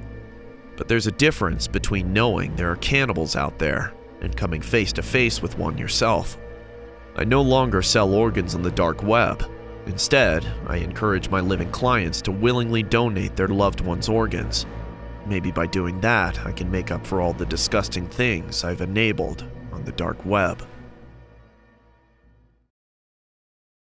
This is not exactly my story. My sister, Annie, told me about this incident, and I swear it still gives me goosebumps to this day. Annie was working in a fashion magazine as a graphic designer back then. She's always been independent. We grew up in a small town in Wisconsin. Our parents still live there. I was staying in California for my higher studies, and Annie took this job in Mexico. Annie and I often communicated through video calls. The day she moved into her new apartment, she Skyped me and showed me the entire place. It was a 2 BHK apartment, and honestly, a bit big for one person. I told her to get a roommate in case she feels alone, but my sister didn't bother much. She said she enjoys this space, so I didn't say anything more. Our lives went on. Almost every weekend, we connected through video calls and talked for at least an hour. She wasn't dating anyone at the time, but I still told her to be cautious before trusting someone. I just wanted to make sure she was safe. We generally talked during Sunday mornings, as it was idle for both of us. So one Sunday, I was waiting to talk to her, but time went by and she didn't call me. I waited till the afternoon and still I didn't see a call. I called her cell phone and she picked up and said, "I'm sorry, Justin. I couldn't get any sleep last night. I woke up late." "Why? Is everything okay? Are you feeling sick?" "Everything's fine. It's just someone kept ringing my doorbell at around 2 a.m. "What? Who was it?" "That's the issue. Every time I opened the door, I found myself standing in the passage alone. There was no one." "Did you tell your landlord about this?" "What can he do? I think someone was just playing a prank on me." "Annie, I don't think you should take this matter so lightly. I'm sending you a set of security cameras. Please install them immediately once you receive my package." My sister kept saying it was nothing, but still, I sent her a set of security cameras. She installed it, and a week passed by without any problem. Until one night, she called me and said in a nervous voice, "Justin, it's happening again. Someone just rang the doorbell. But the scariest part is that no one's in the footage. I'm scared now." I could sense the fear and nervousness in her voice. "Just go to your room and don't answer the door until I get there." I saw the clock. It was 11 p.m. I knew if I drive fast, I'll reach there in about 35 to 40 minutes. I jumped in my car and started the engine. Annie sent me the location of her apartment. When I reached her apartment, I found the entire area in complete silence. I called Annie and asked her for which floor she was on. I rushed to the 3rd floor and rang her doorbell. I bet she saw me in the security monitor. Hence, she opened the door in one go and hugged me in fear. "Oh, Justin, thank God you came." We went inside and I calmed her down. "Tell me everything, Annie. What the hell is going on here?" I said. Annie looked at the security monitor on the wall, right beside the main door. Her eyes widened in terror. She said in a low voice, "I was watching a movie in the living room when suddenly the doorbell rang. I turned back, but there was no one on the security monitor, so this time I didn't open the door. But I heard a chuckle. It felt like a kid's laughter." "Ah, This is the matter then. A kid is playing ding-dong ditch with you. We all did this when we were kids. I'm sure the kid rang the doorbell and ran away before you could see him. But even to ring the doorbell, he has to stand right in front of the door. Not necessarily, Annie. You don't know the kids of this age. They're way smarter than you and myself. I'm sure the kid noticed the camera outside. Anyway, let's wait for him to come back again. Annie made some fried chicken, and I told her to go to sleep. I decided to stay awake and watch for the kid to come again. I laid on the couch and waited for the bell to ring again. An hour went by and the clock struck to 2 a.m. I maybe dozed off on the couch when the doorbell rang again. I almost jumped from the couch and rushed towards the monitor, but this time, I saw a kid standing outside. It was a little boy, and he kept his head down, which is why I couldn't see his face. I asked without opening the door, "Are you lost, kiddo?" He didn't answer. He just stood there in the same manner, so I asked again, "Is it you who's been ringing the doorbell all this time and running away?" The kid lifted his face and looked into the camera. I have never seen such a creepy face. I mean, if I'm explaining it right, his face was completely bloodless. There were dark patches under his bright big eyes. His thin lips were dry like a cemented surface. I never ran away. I stood here each time, but Annie couldn't see me. You know my sister? Why didn't she save me that day? What? I went to open the door and welcome the kid inside. As soon as I unlocked the door and twisted the doorknob, I heard Annie scream behind. "No! Justin! Don't open the door!" Annie sprinted towards me and slammed herself on the door. "Don't open the door! He's trying to get in!" What the hell is wrong with you? It's just a kid, Annie. No, you're not getting it! The kid standing on the other side of the door died last month. What? I couldn't believe my ears. I looked at the camera again and saw the kid disturbingly smile at the camera. His skin was coming off. Blood was dripping from his eyes. He came extremely close to the camera and said, "She should have saved me! Why didn't she save me? Why? The kid then opened his black mouth, and all the lights of the apartment smashed at once. The screen on the security monitor shattered too. There was glass everywhere. I can't tell you how I got Annie out of that apartment and brought her to my place that night. She had a fever for almost a week, and in her sleep she often cried, saying, "He's ringing the bell again." When she finally got a bit better, I came to know the entire story. The kid's name was Mike. He lived on the same floor as her. One day, it was raining heavily. A thunderstorm was also going on. Annie returned home from work. She just moved in that time. While she was unlocking the door, she saw Mike running to the roof, crying. She heard his parents fighting in their apartment. Annie followed him. When she got to the roof, she saw Mike was sitting on the edge of the roof. She screamed and pleaded for him to get down, but the kid didn't listen. She started walking towards him to pull him down, but before she could reach him, a bolt of lightning struck in near distance, scaring the hell out of this little kid, and he lost his balance. Mike died falling from the roof of this 7-storied building. My sister couldn't save him that day. Annie and I visited Mike's grave last week. I hope the kid's soul rests in peace. I am Julia. I work in the state hospital as a nurse. Hospitals are probably the only place that bluntly depicts the reality of life and death. When a patient recovers, we, the medical helpers, feel joy in their smile, whereas when a patient dies, we grieve with their family too. With time and experience, nurses train themselves to deal with the toughest situations. But when this incident took place, I was a new nurse at our hospital and only been working there for a couple of months. I was working in an emergency ward. We used to get anything and everything. A naive teenage girl slashed her wrists, obsessing over her first breakup. A man getting involved in a car accident or got into fights leading to physical injuries. Cases of these sorts were common for us. But this one case will never go away from my mind. There was this one boy named Arnold who got admitted over a suicide attempt. When his folks brought him to us, he was covered in blood. Arnold was sitting in the park with his friends when suddenly he got up and ran towards a speeding oil truck. No doubt the truck hit him hard. He was left with a very serious head injury and multiple fractures on his body. His parents were sobbing and crying the entire time. A unit of 3 doctors and 3 nurses, including me, did his surgery. But unfortunately, due to massive blood loss and shock, Arnold went to a vegetative state. A state of complete unconsciousness with some eye-opening and periods of wakefulness and sleep is called the vegetative state. The boy was about 14 years old. Everyone in the hospital felt extremely bad for this kid and his parents.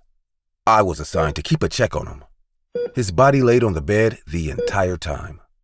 His eyes were always still and open, staring at the ceiling all the time. The only time I felt he is alive is when he shut his eyes to sleep after dinner. His random eye movements used to freak me out sometimes. Suppose I was sitting next to him after dinner and reading him a story. His eyes remained closed the entire time. Soon, I realized he has fallen asleep, so I got up and switched off the lamp near his head. I was leaving when I remembered I left my phone on the table near him. So I went back and switched on the table lamp to find it, and right at that moment, I saw Arnold's eyes were wide open, looking at me. Middle of the night, being face to face with such unusual eye contact, no doubt creeped me out. These kinds of events often took place. One more mystery that always haunted my mind was why Arnold tried to take his own life. Slowly, I started to notice changes in Arnold's motor skills.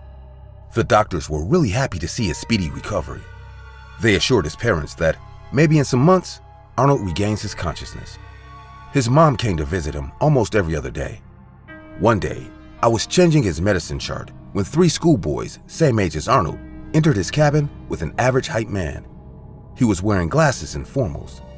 I guessed he might be a school teacher, and these boys are Arnold's school friends. The boys talked to Arnold and wished him to get well soon. The man sat next to Arnold and held his hand. As soon as the man did so, I noticed a slight rise in Arnold's pulse rate. The man said in a soft, caring voice, "Oh, Arnold, we all miss you very much. Get well soon. We are waiting for you." My heart cried out of his friends and teacher. Within 10 minutes of their leaving, Arnold's heartbeat started to increase rapidly. And within 5 seconds, his body started to shake like a mad dog on the bed. He was having a seizure.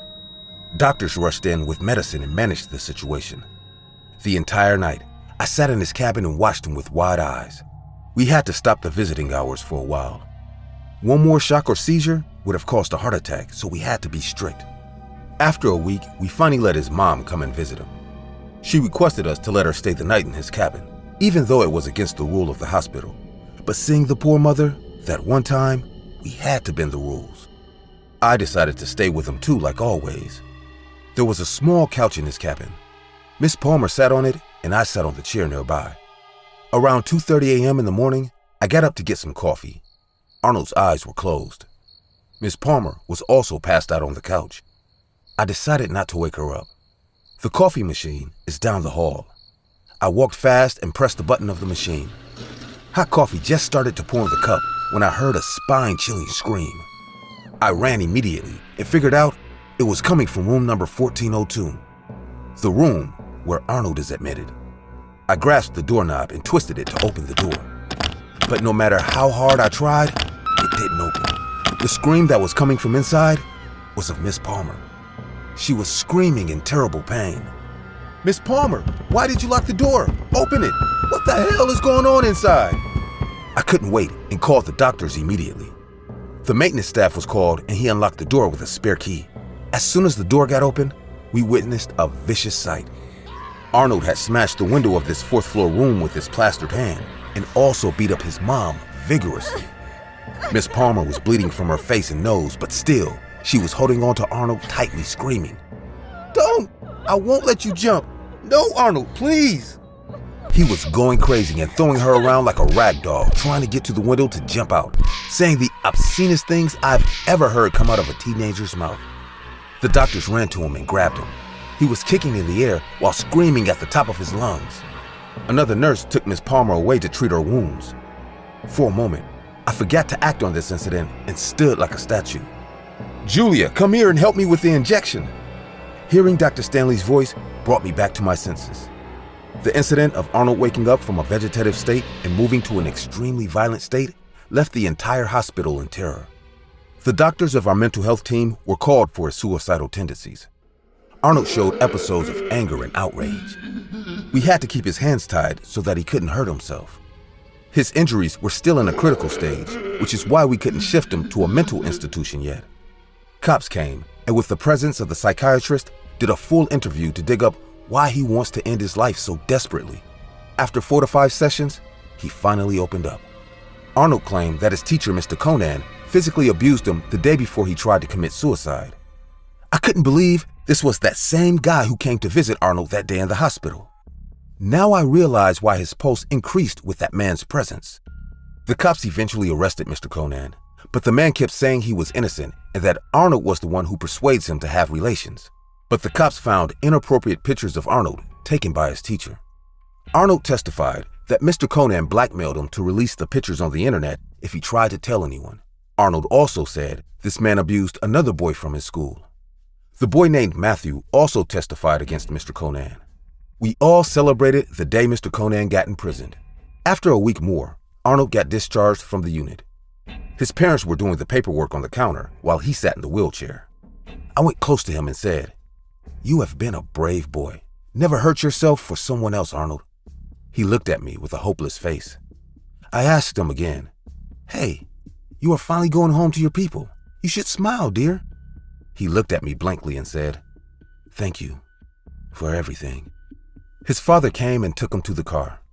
I was about to head to the office when a phone notification took place. I saw a handset was lying on the table nearby.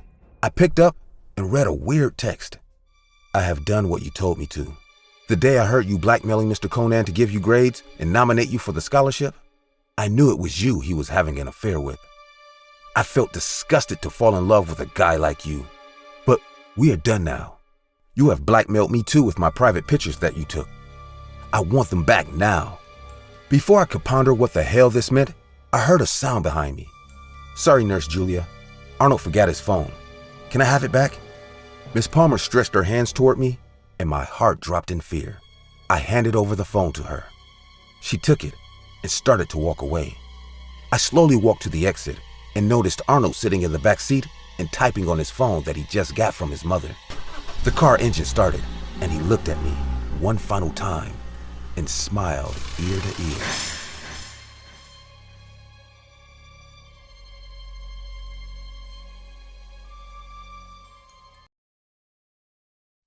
I became a shopaholic in my high school years.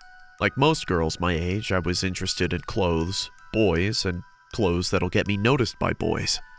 One boy that I really wanted to get the attention of was one of the rich preps who wouldn't turn to look at you if you weren't wearing brand name clothes that cost more than what any high school student could make in a month from part-time jobs. Let's call him Dick, because that's what he was now that I look back on it. To be honest, I can't remember why I was crushing so hard on him, other than that he was rich and moderately good-looking. I must have been a weird, stupid kid back then, especially considering the lengths I resorted to in a desperate bid for his attention. I wanted to get my hands on some exclusive limited edition clothes to impress Dick. You know, the kind that prospective customers have to line up and camp in front of the brand name's store the day before it's released for a chance of buying it at a higher price than what most people make in a month. It's stupid, and I knew it was stupid, but it was the sort of thing that Dick liked to see, so I was willing to put my better judgment aside just for him. Still, I had neither the time nor the money to do what needed to be done to get stuff like that. My parents sure as hell wouldn't let me use their money for such a stupid reason anyways, so instead I tried looking for them secondhand online for a price that I could afford, using what I made at my part-time babysitting job. I didn't have much luck with that. A lot of the sellers were trying to make money by selling the items for more than they'd bought them for, so the prices were even more ridiculous than they would have been fresh off the rack. I remember once reading that stolen goods could be found being sold on the dark web for cheap, since the sellers wanted to get rid of them as quickly as possible. So I decided to try my luck there once I've exhausted every other option. I logged into the deep web using a Tor browser, and immediately went to find a website for stolen goods on sale. I was able to find some of the exclusive clothes that I was interested in. The prices were only barely any better than the retail price though, and some of them had stains that I didn't want to think about too much. After a while, I was just about ready to give up trying to impress Dick with clothes I clearly couldn't afford. Things would have turned out so much better for me if I had done that. But right before I closed the Tor browser and got back to my life, an ad popped up on the corner of the screen. Several ads like it had popped up every now and then as I browsed the deep web. I ignored most of them, but I decided on a whim to take a look at this one before I closed the browser. It was an advertisement for credit card information on sale for as cheap as $25. This piqued my interest. I thought I'd be able to buy the clothes online using someone else's credit card if I just bought the credit card info for a measly $25. I probably should have known that there would be a catch, but I was too blinded by the chance of an easy solution after searching everywhere else, only to be disappointed. After buying the equivalent of $25 in Bitcoin and spending it all on a stranger's credit card, I was ready to go on a shopping spree. I won't say what the name of the person whose credit card is, for reasons that'll become obvious. For the sake of the story, I'll just call him John Doe. John Doe was loaded. I must have bought over $10,000 worth of stuff without maxing out his credit card. I was ecstatic that I hit the jackpot, even after Dick promptly blew me off in favor of dating some girl from a family even richer than his. I kept using John Doe's credit card to buy just about whatever I wanted online. I never had them sent to my house though. There's an abandoned house in my neighborhood that I used as the billing address for stuff I bought. The yard was a bit overgrown, but other than that, it still looked livable enough that someone who didn't know any better would assume that the homeowner was just too lazy to cut their grass. I was pretty small for a teenager, so I was able to squeeze through a tiny window in the back of the house to sneak inside. When the day of an expected delivery came, I'd go to the house and wait behind the door for the courier to arrive. I'd snatch the package they left on the front door the moment they were gone and stuff it inside my bag to bring home with a smile on my face. Things were perfect. Then, one day, as I was waiting in the house for an overpriced jacket, someone knocked on the door. I thought it was just the courier at first. I waited in silence for them to give up and just placed the package on the door before leaving. But then, they kept knocking. Then, they started banging on the door while shouting for John Doe to open the door. I got scared at the mention of John Doe's name. I'd stolen his credit card info to buy things in his name and had them delivered to that house.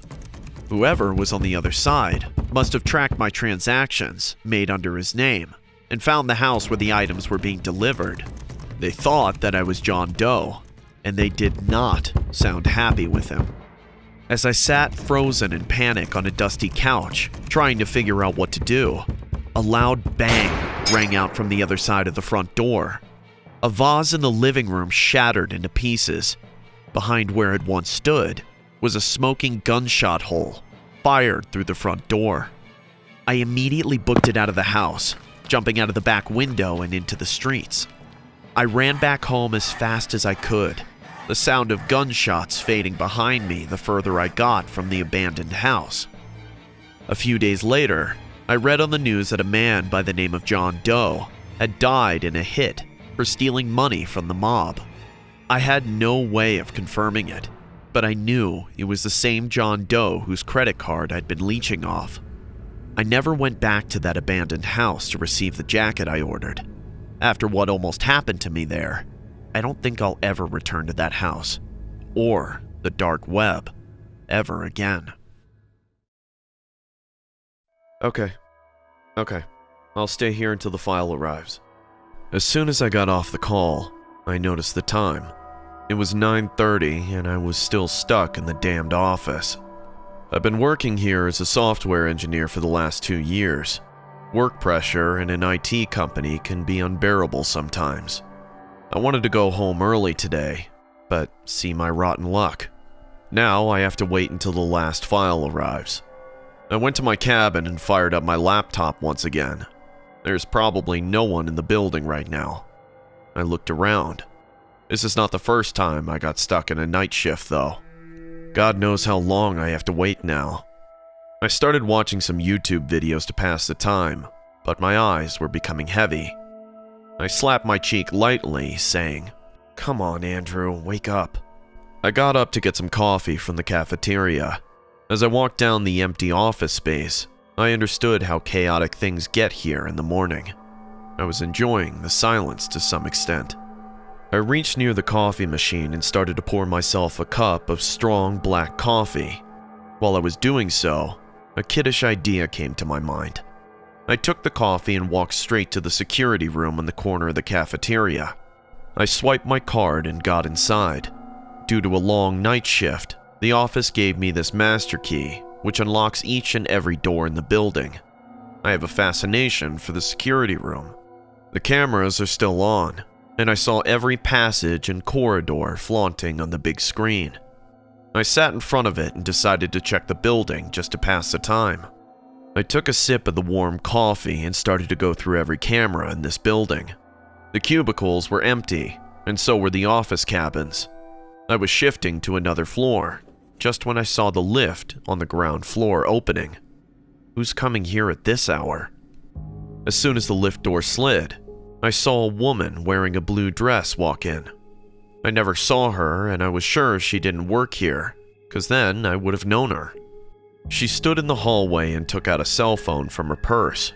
I wasn't the peeping Tom, but I wanted to know what she was doing in an IT company at this hour of the night. She dialed up someone.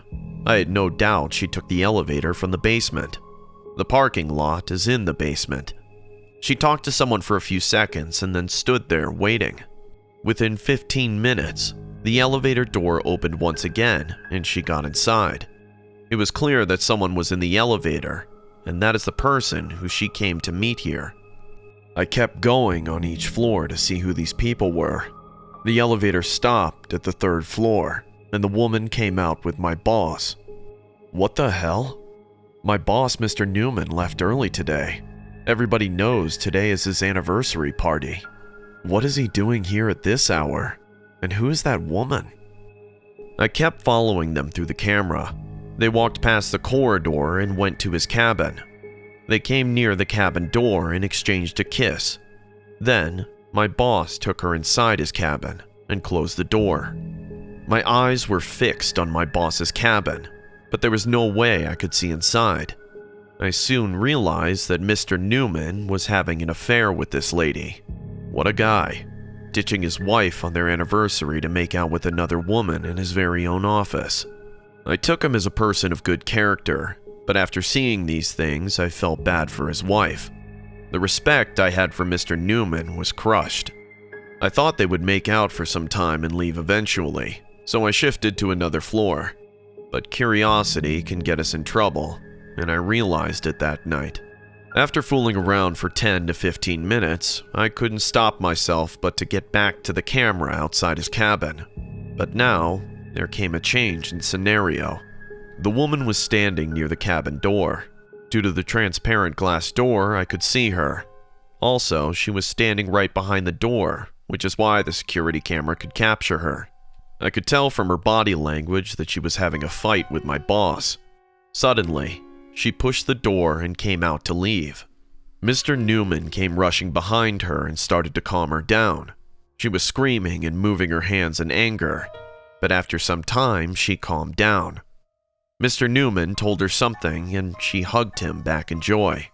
Jesus, what a circus, I uttered to myself. Then they started to walk towards the elevator again. Within 10 minutes, I heard the elevator ding. They were coming this way now. I quickly clicked on the camera of the cafeteria and saw them entering. I didn't make any sound because I had no intention of getting caught for eavesdropping on my boss's affair, so I just sat inside the security room and watched them. I still couldn't hear them talk. The woman sat down near a table in the cafeteria, and Mr. Newman brought 2 cups of coffee. I could see an extreme change in her behavior. She was being all mushy and joyful now.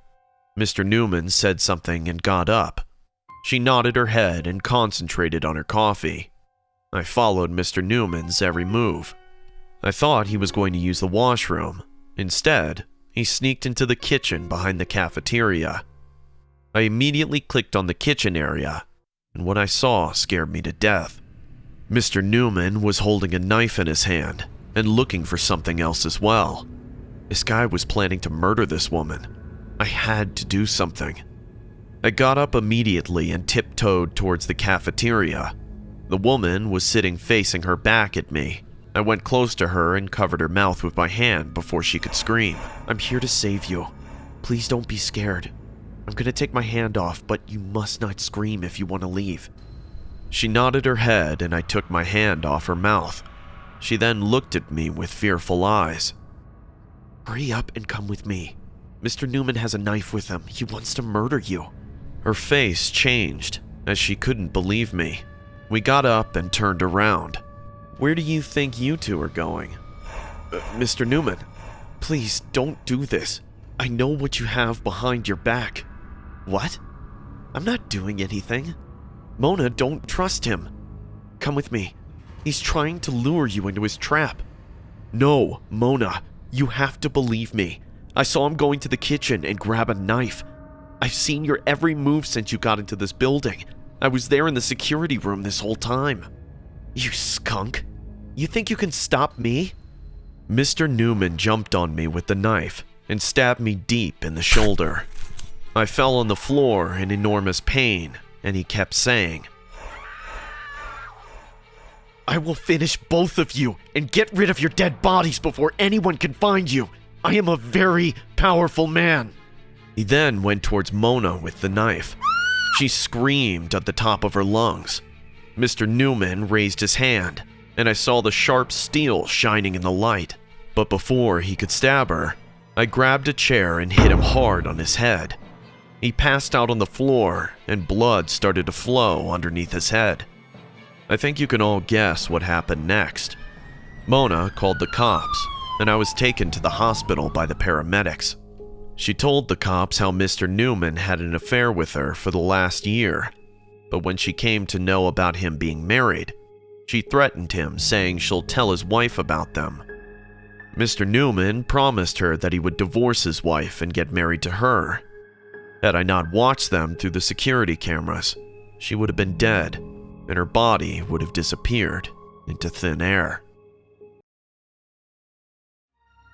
I'm what you might call a fitness freak. I never miss a single day of morning walks if I'm not down with any sickness. I take my dog Buzzo with me on my morning walks. Buzzo is a golden-colored Cocker Spaniel. Those who own dogs are quite aware of the friendliness of this certain breed. He's a very playful and fun-loving dog, and he loved to run.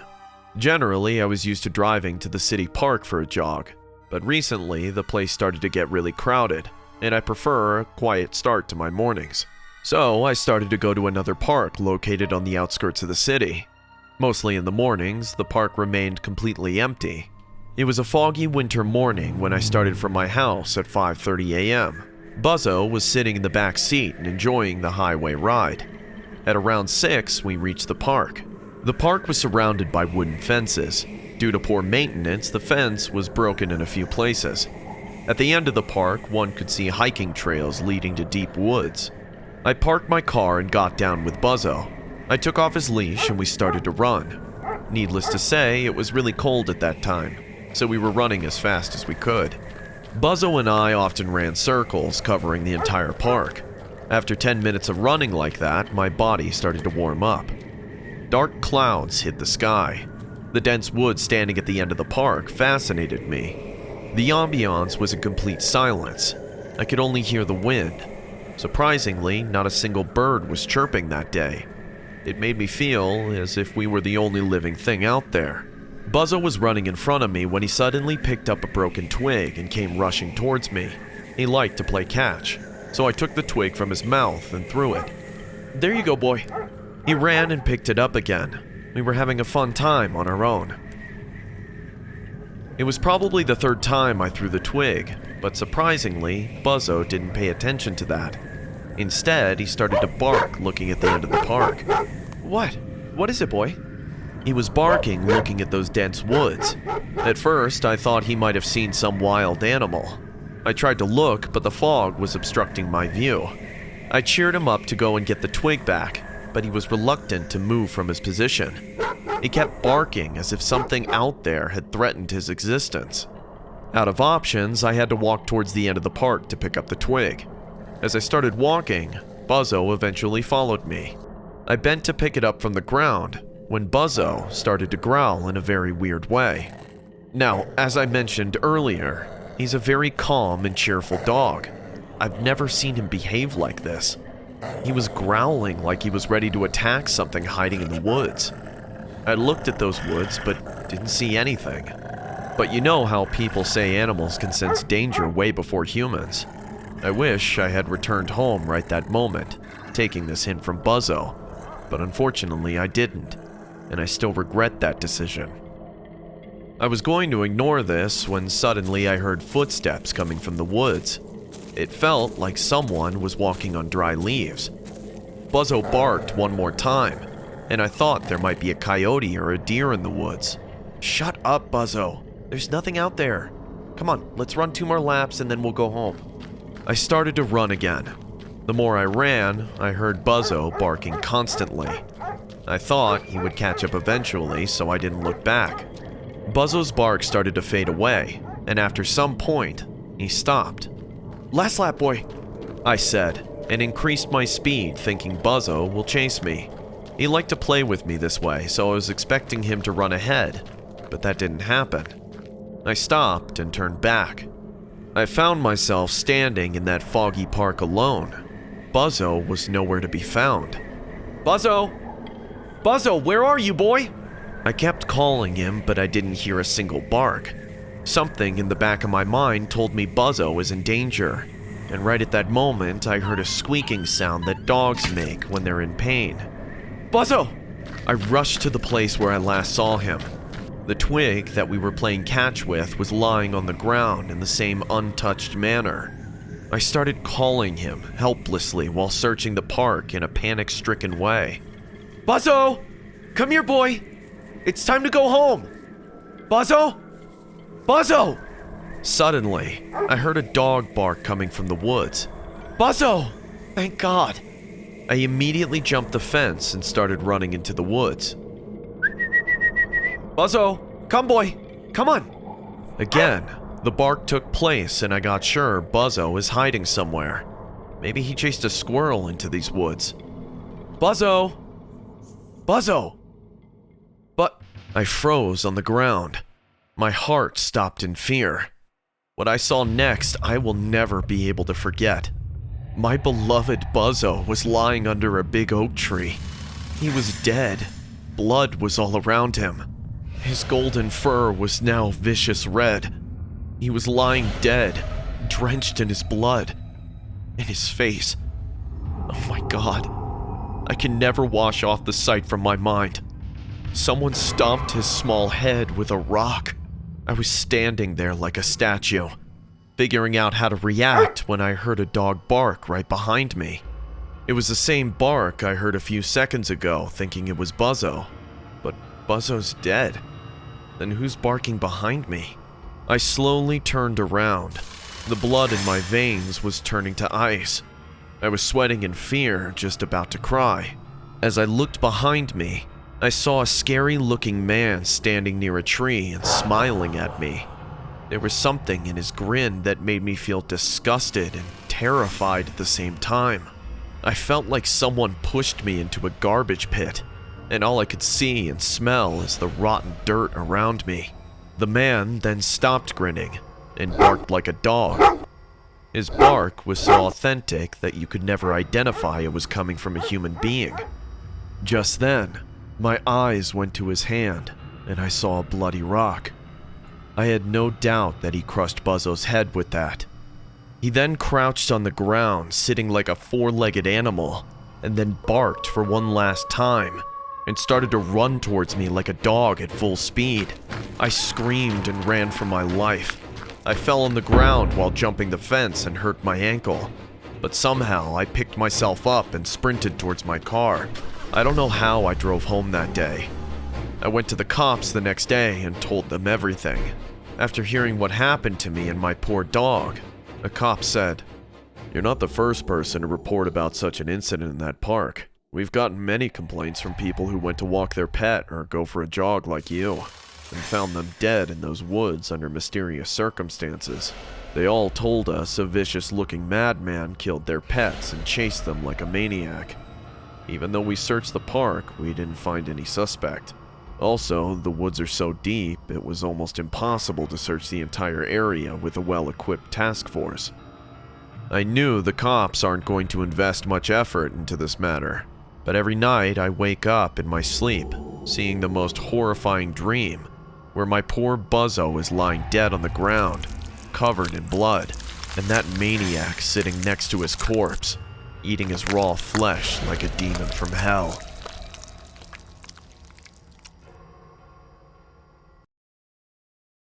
This happened the night Lorraine and I were returning to Connecticut after investigating the Amityville house in Long Island. It was a 2-hour drive on the highway. We started late, hence it got really dark. Lorraine fell asleep during the ride. It was a foggy winter night. With nights like these, driving amidst the dark road is one hell of a task. The fog and darkness around us were making it difficult to increase the speed of the car. After driving for almost an hour, we got out on a dusty country road. I did take a shortcut at the beginning of the ride, but by this time we should have gotten on the freeway. I checked the map and realized we were lost. The car headlights were the only option to see what lies ahead. There was no street lights on the road. I was thinking of waking Lorraine up and discussing our situation with her, when suddenly I noticed a signboard on my left. The signboard read, "Welcome to Easton, Connecticut." I felt relieved that we are still moving towards the destination. I checked the map again and noticed a path within a mile connecting to the highway. I decided to take that from the next right. I was probably 20 minutes away from the shortcut when suddenly the car started to malfunction. A small jerking took place, and the car stopped in the middle of nowhere. I twisted the car key, but the car didn't start. I tried to start it again, but nothing happened. I was about to get out of the car when Lorraine grabbed my hand. I got a bit startled because I didn't realize she woke up. What is it, Lorraine?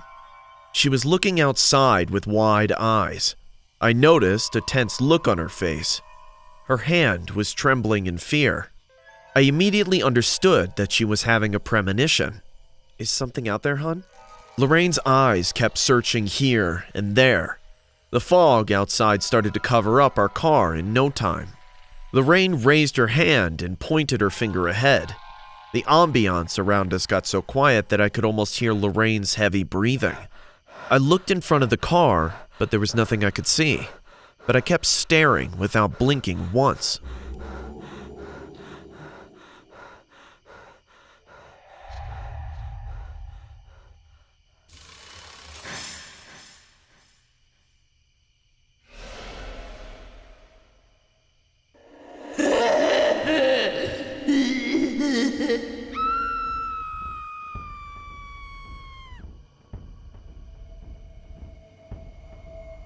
Oh my god, what the hell was that? Something bad happened here, Ed. I should check it out then. No, now is not the time. We'll have to come back later. We must leave now. Lorraine didn't let me get out of the car. I told her that I have to get out to see what's wrong with the engine. But Lorraine said in a low voice, "Twist the key. It'll start now." I did as she said and the car started, shocking the hell out of me. None of us said a single word in the rest of the ride. When we got home, Lorraine went straight to bed without mentioning a single word about what happened tonight. Next morning, when I found Lorraine sitting in the living room sipping coffee, I sat right next to her and said, "You all right, hon?" "Yes, I feel better now, Ed. I need to tell you something about last night, though. I know you have so many questions already. I hope what I'm about to say will answer some of them." I nodded my head and replied, "Go on." "Last night when our car stopped in front of that graveyard, I was almost awake with the sound of the car engine not starting. But before I could open my eyes and talk to you, I heard a woman's voice whispering into my ear. She said, 'I want my son back.' That's when I stopped you from getting out of the car. I think we need to go there and investigate. There's an entity that wants to tell her story." I looked at Lorraine for some time. This may seem odd to you all, but I believed her. because I have seen things happen that she warned me about in advance. We finished lunch and started on the road again. We have recently moved here, hence we knew nothing about this cemetery until last night. At around 2 p.m., we reached near the cemetery. The place looked just as normal as any other burial site in the daylight. We started to walk inside. The worn-out graves stood in silence. Judging by the condition of the tombstones, it was evident that this graveyard had been here for a very long time. We roamed around for a while when I noticed a small wooden cabin under the shade of a bushy tree. Lorraine started to walk towards the cabin. I followed her without saying anything. When we reached the door, we heard the sound of a radio inside the cabin. I knocked on the door. "Hello? Is there anyone here?" Making a creaking sound, the door opened slightly. An old man with a rough beard peeked from the gap. "Who are you? What do you want?" Sir, I'm Ed Warren. This is my wife, Lorraine. We live in the neighborhood nearby. We would like to talk to you about this graveyard." The man checked me out from top to bottom, then said in the same mysterious voice, "What is there to talk about a graveyard? I don't have time for this. Go back to where you came from." The man was closing the door on our face when I stopped him and said in a firm voice, "I'll pay you if you give me the information we need about this place." The man eyed me and let us both in. It was a really dirty cabin with a weird smell. Lorraine and I didn't sit. The man sat on a chair nearby and said, "Ask." Lorraine said in a hesitated voice, "How long have you been working here?" "Long before you came into this world." I was really not enjoying his attitude, so I intervened, saying, "Have you seen anything at night?" The man's face suddenly turned pale. He said in a low voice, "Why are you asking me this?" I had to tell him about last night to give him a clear idea about why we were here. He listened to me quietly and then said, "It was Harriet. People call her the White Lady of Easton. You aren't the first one who saw her. Many people who passed in front of this cemetery claim to have seen her. One evening, a man was driving down the road in his pickup truck. He was about to pass the Union Cemetery when, out of nowhere, a woman appeared in the middle of the road wearing a white dress. The man couldn't slow down in time and struck the woman. He pulled over and came out panicking. He thought he ran her over. Out of fear and guilt, he searched the entire area, but the woman was nowhere to be seen. She searches for her son. You can see her grave in the right corner at the end of the cemetery. Now, if you'll excuse me, I have to finish my round and leave for home," I said in a surprised voice. "Wait, you don't stay here at night?" "Only a madman would come here at night. Now, get lost, you two. I don't need your money." The man was very rude, but we got what we needed. After visiting Harriet's grave, we talked to the local sheriff and came to know Harriet B. Seeley had a son who died before her in 1853. Since then, she grieves here at night, searching for her dead son. We went home to bring our cameras. Yes, Lorraine and I planned to spend a night in this cemetery. At around 9:30, we came back. Needless to say, the entire place was looking spooky as hell. I set up a camera right in front of Harriet's grave. Then, we waited for things to happen. We were standing under a tree some distance from the grave. Our senses were sharp. I was ready to act if something happened, but even after waiting for half an hour, we didn't see anything. I was getting impatient, but Lorraine was focused.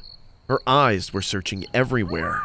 I was about to make a move when suddenly, Lorraine said, "Do you hear that?" "Hear what?" I whispered. "Listen carefully. Someone's crying." I kept quiet and listened. After a few seconds, I too heard the sobbing sound. It was a female voice. A woman was crying in pain. On that cold winter night, drops of sweat appeared on my forehead because the sound started to come closer. It was as if the woman was crying and walking. With each second, her weeping voice was coming closer and closer. We didn't make a move and stood in the dark staring at the foggy graveyard in front of our eyes. What I saw next still gives me goosebumps. A white figure started to rise from the grave. It was a woman wearing a white gown, but the way she moved seemed like she was floating in the air. She was weeping in terrible pain. Her cry echoed in the empty graveyard. Her long, dark hair was floating in the air as she moved from one side to the other, grieving for her dead son. Ed, she's in pain. I can feel her pain. Oh, God. Lorraine collapsed on the ground. I knew the negative energy around us was taking a toll on her. I lifted her and decided to head back to our car. As I looked up, the woman was nowhere. I made Lorraine sit in the car and went back to get my camera. I tried to be as quick as possible. I was almost near Harriet's grave when a spine-chilling scream took place, and I saw hundreds of white lights levitating in the air. It was her, the White Lady of Easton. She appeared in front of me and screamed in pain one last time.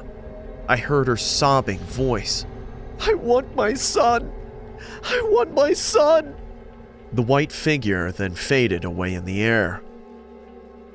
We came home and Lorraine suffered terrible weakness for 3 days. I still have the footage my camera took that night. Luckily, we did capture the ghost of the White Lady. Lorraine keeps it lock and key, as it is a valuable evidence that proves ghosts and demons do exist among us. This is a family tragedy that happened 3 years ago. My son Frank was 3 years old back then. I was living with my mom in our 2-story house. The neighborhood we lived in was quite safe. Even though a few cases of small robbery occurred, no huge crime ever took place. After dropping Frank at school, I usually went straight to work. My mom was on her own until we returned home. This was an everyday routine. Things were going well until one evening I came home and noticed tension on my mother's face. I asked her, "Is everything all right, Mom? You better return home early from now on, Shelley. Mrs. Brown was telling me that there's been a murder and a robbery in the next block. A woman was alone in that house when 2 robbers broke in and stabbed her to death. Today, when I was sitting on the house porch in the afternoon, I saw a mysterious-looking man. He was watching our house and standing on the other side of the street." I assured her that our neighborhood was safe, and she had nothing to fear about. "Don't be so scared, Mom. All you have to do is call 911 if you ever see anything weird. Also, I'm just 1 call away. It wouldn't take much time for me to rush home." I knew she was still worried, but I needed that job badly. I thought of asking our neighbors about the mysterious man, but then thought my mom just got scared hearing about the murder at the next block. Our lives went on and I completely forgot about all of it. It was a Friday afternoon and I left for work early that day. I picked up Frank from school and brought some food for a family movie night. At around 3:30, I reached home. My hands were filled with plastic bags, so I asked Frank, "Ring the doorbell for me, honey. Grandma might be sleeping." "But Mom, the door's already open." I noticed that the door was slightly open. Frank ran inside and screamed, "Grandma, we're home! Where are you?" As soon as I got inside, I felt really weird. Something was very wrong with my own house. The house was in complete darkness, and there was a spine-chilling silence everywhere. "Mom, where are you? Mom!" I turned on the living room light. The furniture was scattered here and there. I ran to my mom's room and ended up screaming in horror. My mom was lying dead on the bed. Someone stabbed her brutally. The white sheets were covered in blood. I was so shocked and broken that I forgot Frank was standing right behind me. He was watching this horrifying scene with his innocent eyes. I took him in my arms and immediately we both broke into tears. I called the cops and they said our house was robbed and they murdered my mom, just like that woman from the next block. They even suspected both of these cases were done by the same criminals. The next few weeks were the toughest times of our lives, especially for Frank. He was very close to his grandmother. I locked my mom's room and started talking to real estate agents. I wanted to sell that house and move somewhere else as soon as possible. Every kid deals with the loss of a close one in their own way. Frank became awfully quiet. I thought to give him some time so that he could cope up in his own way. Also, I didn't dare make him relive those vicious memories by talking to him about his grandmother's sudden death. One day, I was on the way to pick up Frank after school. I was driving when my phone rang. It was Frank's principal. "Yes, Miss Carter, I'm on my way." No, Shelley. There's been an issue. That's why I called you. "Why? What happened? Is everything all right?" I don't want you to panic. Frank's been missing since recess. The cops are being informed now. "What? What the hell is going on? Where is my son?" We'll talk more once you reach the school. Miss Carter then disconnected the call. My heartbeat became faster. I drove at full speed, and when I reached near the school, I saw cops patrolling the area.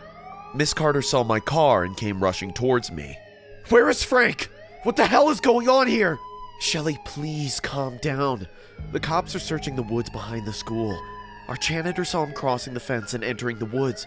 We have no idea why he... Suddenly, a cop said in a loud voice, "We found the kid! Hurry up!"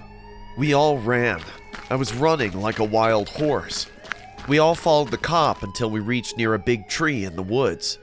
Frank was lying unconscious on the ground. A cop lifted him onto his shoulder and we took him to the hospital. I stayed the entire night beside him, tears rolling down my cheeks.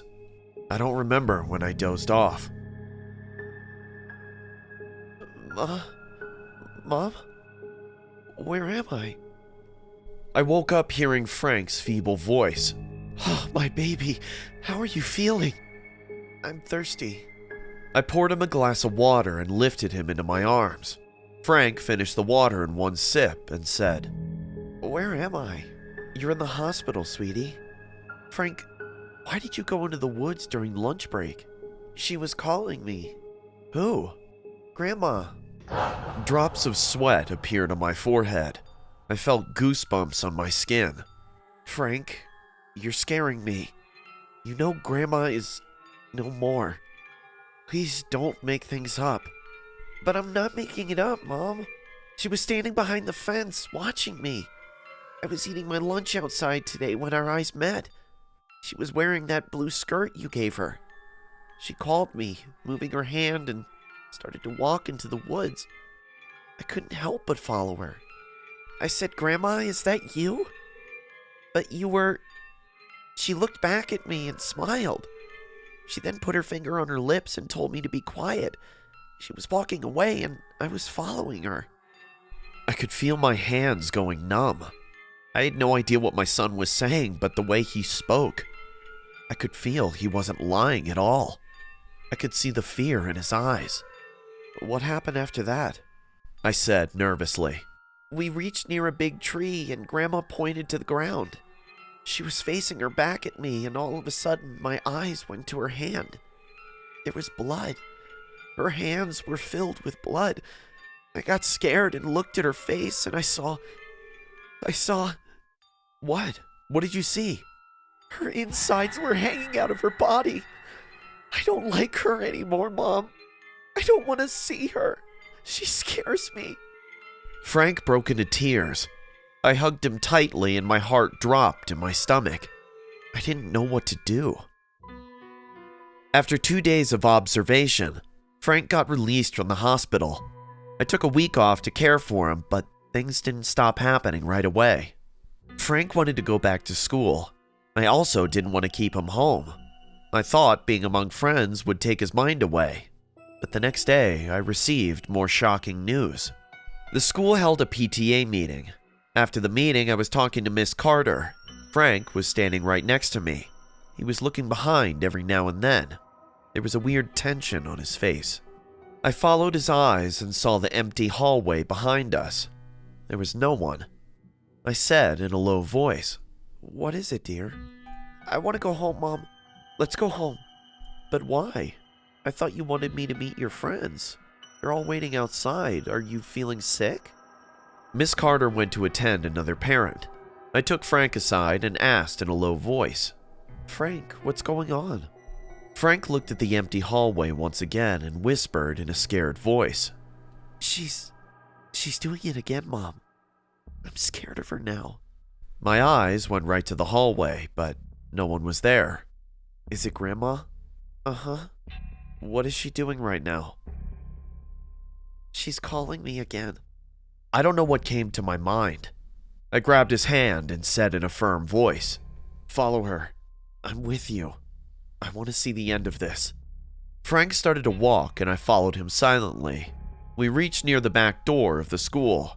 After crossing the fence, Frank again went into the woods.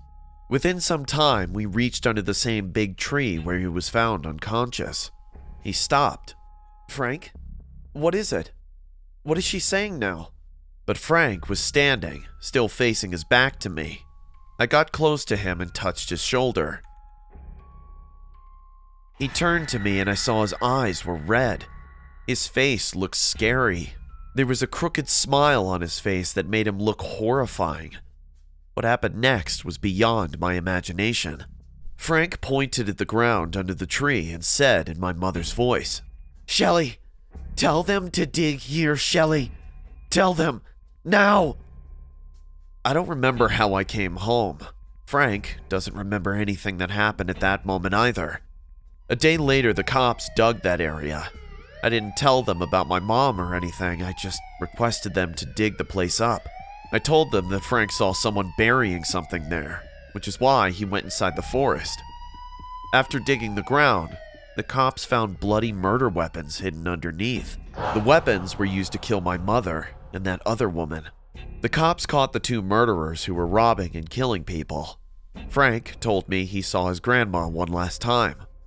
He was playing on the school ground when his eyes went near the fence again. He said my mom was standing there with an affectionate smile on her face. She wasn't looking scary at all this time. She stood there smiling at him for a few seconds and vanished into the air. I hope her soul finally found peace.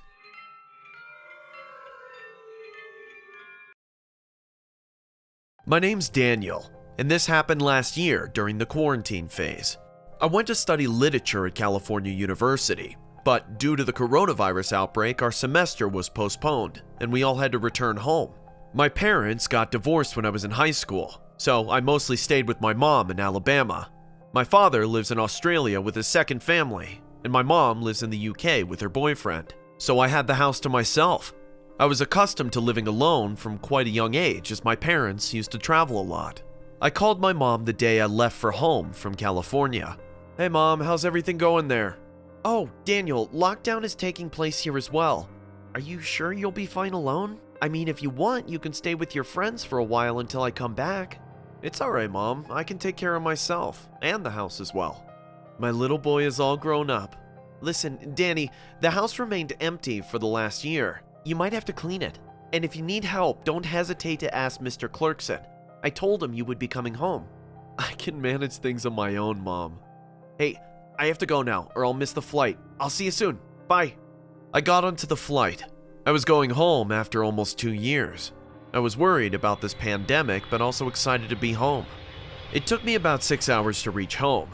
My house was in a small town. So many memories came back to me. The house was exactly how I remembered it from last time. My mom told me that the keys were inside the hanging plant pot. After searching for a few seconds, I found the key. I was expecting the house to be covered with dust, but as soon as I opened it, I saw a mess all around. Furniture was not in their place. There were dirty rags scattered on the floor. Jeez, Mom, what have you done to this place? I thought to myself. I decided to clean the house first and then freshen up, so I walked straight to my room to keep my luggage. But as soon as I stepped in, I was shocked. My room was even dirtier than the whole house. There were muddy footprints all over my bed sheets, and I found the room window wide open. I had no idea some homeless person snuck inside while the house was locked and stayed here. I immediately checked the entire house to be sure whoever came here was gone now. I checked every single space where a human being could hide. After searching the house for half an hour, I finally became sure. I cleaned everything and finally went to take a shower. The cold water calmed me down. Suddenly, my doorbell rang. What the hell is it now? I wrapped the towel around and opened the door. It was Mr. Clarkson. Hey Daniel, your mom told me you'd be coming home today. I just came to drop a few things off for you. I saw a bag full of groceries and food items in his hands. But Mr. Clarkson, oh, stop it now. You'll need these things in lockdown. Mr. Clarkson has always been good to me since my childhood. I took the bags and thanked him. He left with a smile. I looked at the clock on the living room wall. It was 9 o'clock already. I changed into my pajamas and made some pasta for dinner. I turned on the music to cheer up my mood. Don't remember how long I was busy cooking, but suddenly a weird smell heightened my senses. It was the smell of burnt tobacco, and it was all around the house. I'm a non-smoker and all the windows were closed, so there was no way of outside smell entering the house. I searched but failed to find the source of the smell. Within a few days, I started feeling a creepy presence inside the house. Like, I knew I was alone in the house, but at the same time, I felt that maybe I wasn't. Maybe someone or something was constantly watching me. One night, I almost had a heart attack. I dozed off on the living room couch while watching TV. Suddenly, I opened my eyes feeling uncomfortable for no reason. I saw someone was crawling on the floor in the dark. It was like a human figure, but very, very skinny. A gasping sound came out of my mouth, and that figure looked right at me. Even though its face was in complete darkness, its eyes burnt like flaming charcoal, so wide and so terrifyingly bright. I sprung back on the couch and rubbed my eyes to look properly. I turned around to switch the lamp on near me, but within that few seconds, the figure was gone. There wasn't a single trace of that demonic creature or whatever it was. Since that night, I never turned the lights off while sleeping. I couldn't go anywhere else as the complicated lockdown was going on. All I could do was live in an unknown fear that my childhood home was haunted or having a paranormal episode. I wanted to tell my mother, but I knew it would just make her worry. So I decided to figure these eerie occurring by myself. Within a few days, I started noticing a shortage of food in the house, and soon I realized that figure was an intruder, and someone was sneaking into the house at night to steal. I finally made up my mind that I would catch this thief anyhow. The only issue was I couldn't figure out how someone is entering the house when I'm keeping everything locked. I was sure someone might have stolen the key and made a copy. This all might have happened when this house was empty. I was shocked to see the audacity of the intruder, that even knowing that I'm living here, the person is still coming at night. I made a plan. It was a rainy night and my instincts told me that the intruder might come tonight, looking for food and shelter. I finished my dinner early that day and slept inside my room. I wanted to keep the living room empty so that the intruder can sneak in easily by the main door. I kept a baseball bat near my bed and acted as if I was in deep sleep. The night went by and I was getting impatient. Suddenly, I heard a sound, as if someone was pushing a door. I knew that the intruder was trying to get in. The door of my room was wide open. I kept staring at the door without blinking, when all of a sudden, I saw movement inside my room. There was a huge mirror on my wall to the left of my room. Surprisingly, the mirror was moving in a very weird manner, but before I could react to that, what I saw shook me for life. The mirror opened as if someone pushed it slowly from the other side, and I saw a skinny woman coming out of the space behind the mirror. She came out and was about to go to the living room when she looked at the bed and our eyes met again for one last time. Oh my God, who the hell are you? I jumped off the bed holding the baseball bat in my hand. The woman looked at the main door and then looked back at me. She didn't get scared at all. Her face was very creepy. She said in a squeaky voice, I loved the turkey sandwich last night. I was so shocked by her appearance that I forgot to move. She then ran full speed towards the main door. I ran behind her as well. But before I could catch her, she opened the door and ran away. I saw her creepy body disappearing in the rain and lightning. I couldn't sleep the entire night. I checked the area behind the mirror. I found food wrappers, ashes, cigarette butts, and plastic bottles inside it. Dirty rags were cuddled up like a nest inside that huge hole. God knows how long this woman was living inside of our house. This happened to me recently. I live in a suburb with my wife, Kiara, and my son, Matthew, nicknamed Matt. We recently moved here and hardly know people in the neighborhood. I worked in consumer services and my job often landed me in different places, staying away from home. My wife is a yoga teacher, and she recently started online classes. Our son, Matt, is a toddler, hence one of us must stay around for him all the time. My wife is a very strong woman, and I believe every woman is, but this one incident gave me an actual realization that she is our guardian angel. Due to the excess pressure at work, I wasn't able to spend enough time with my family. This messed up work routine got to me, and one day I decided to leave the job and start working on my own. I developed a website to create a perfect work-from-home environment. I ordered machinery and some tech stuff online. One fine morning, I got a call from the delivery guy that my orders are arriving today. I stood at the house porch and waited for the truck to arrive. While I was standing there, certainly on my property, I heard a man yell at me. "Hey you! What do you think you're doing, huh?" I'm sorry, but what? "I saw you looking at my house. You don't give a damn about people's privacy, it seems." "What? I'm standing on my house porch and I have no interest in your house, mister. Why don't you just relax?" "You're new here. That's why you don't know me. No one messes with me." "Well, people have jobs unlike you, idiot." The delivery truck came and dropped off my packages. I picked them up and went inside without paying any more attention to that man. But I noticed his furious face checking me out like a vulture. Kiara came to help me and said, "Who were you talking to? Seems like we have a good-for-nothing neighbor. What a piece of shit." "Relax, hun. We just moved in. Once everyone starts to know us, I'm sure they'll like us. Just give it some time." But something in my heart kept telling me this man won't stop right there. One evening, I was playing with my son sitting in our living room. Kiara went out to get some groceries. After 10 to 15 minutes, I heard her car pulling in our driveway. But she didn't enter the house. I thought she needed help with the bags, but as soon as I came out, I found the car door wide open, and Kiara wasn't there. "Kiara? Where are you?" "I'm over here, honey. I'm at the back." I went there and saw she was inspecting our back door and windows. "What are you doing here?" "I was parking the car when I saw this man coming from our backyard. I couldn't see his face, but as soon as he saw me, he ran away like a criminal. I think he was trying to get inside from this back door." It could have been anyone, a homeless man or some passerby, but I don't know why I felt it was our psycho neighbor. That night, I couldn't sleep well.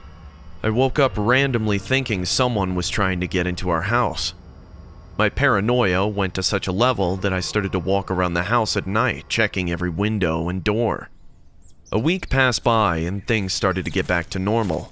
I casually went out for a walk one Sunday afternoon. Kiara took Matt to her mother's house and I was feeling bored. I was walking down the lakeside and admiring the view, when suddenly a hand grabbed my shoulder. I turned back immediately and saw a man in his late 50s standing behind me with a greeting smile.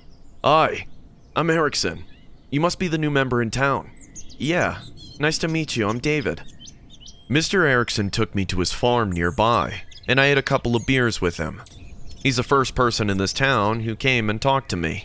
I liked him for his welcoming nature and thought to ask him about the crazy neighbor guy. As soon as I mentioned him, I saw Mr. Erickson's face was getting worried. "Well, David, I wouldn't mess with a guy like that if I was you. He's pretty reckless, you know." "Why? Who is this freak?" "His name's Marshall.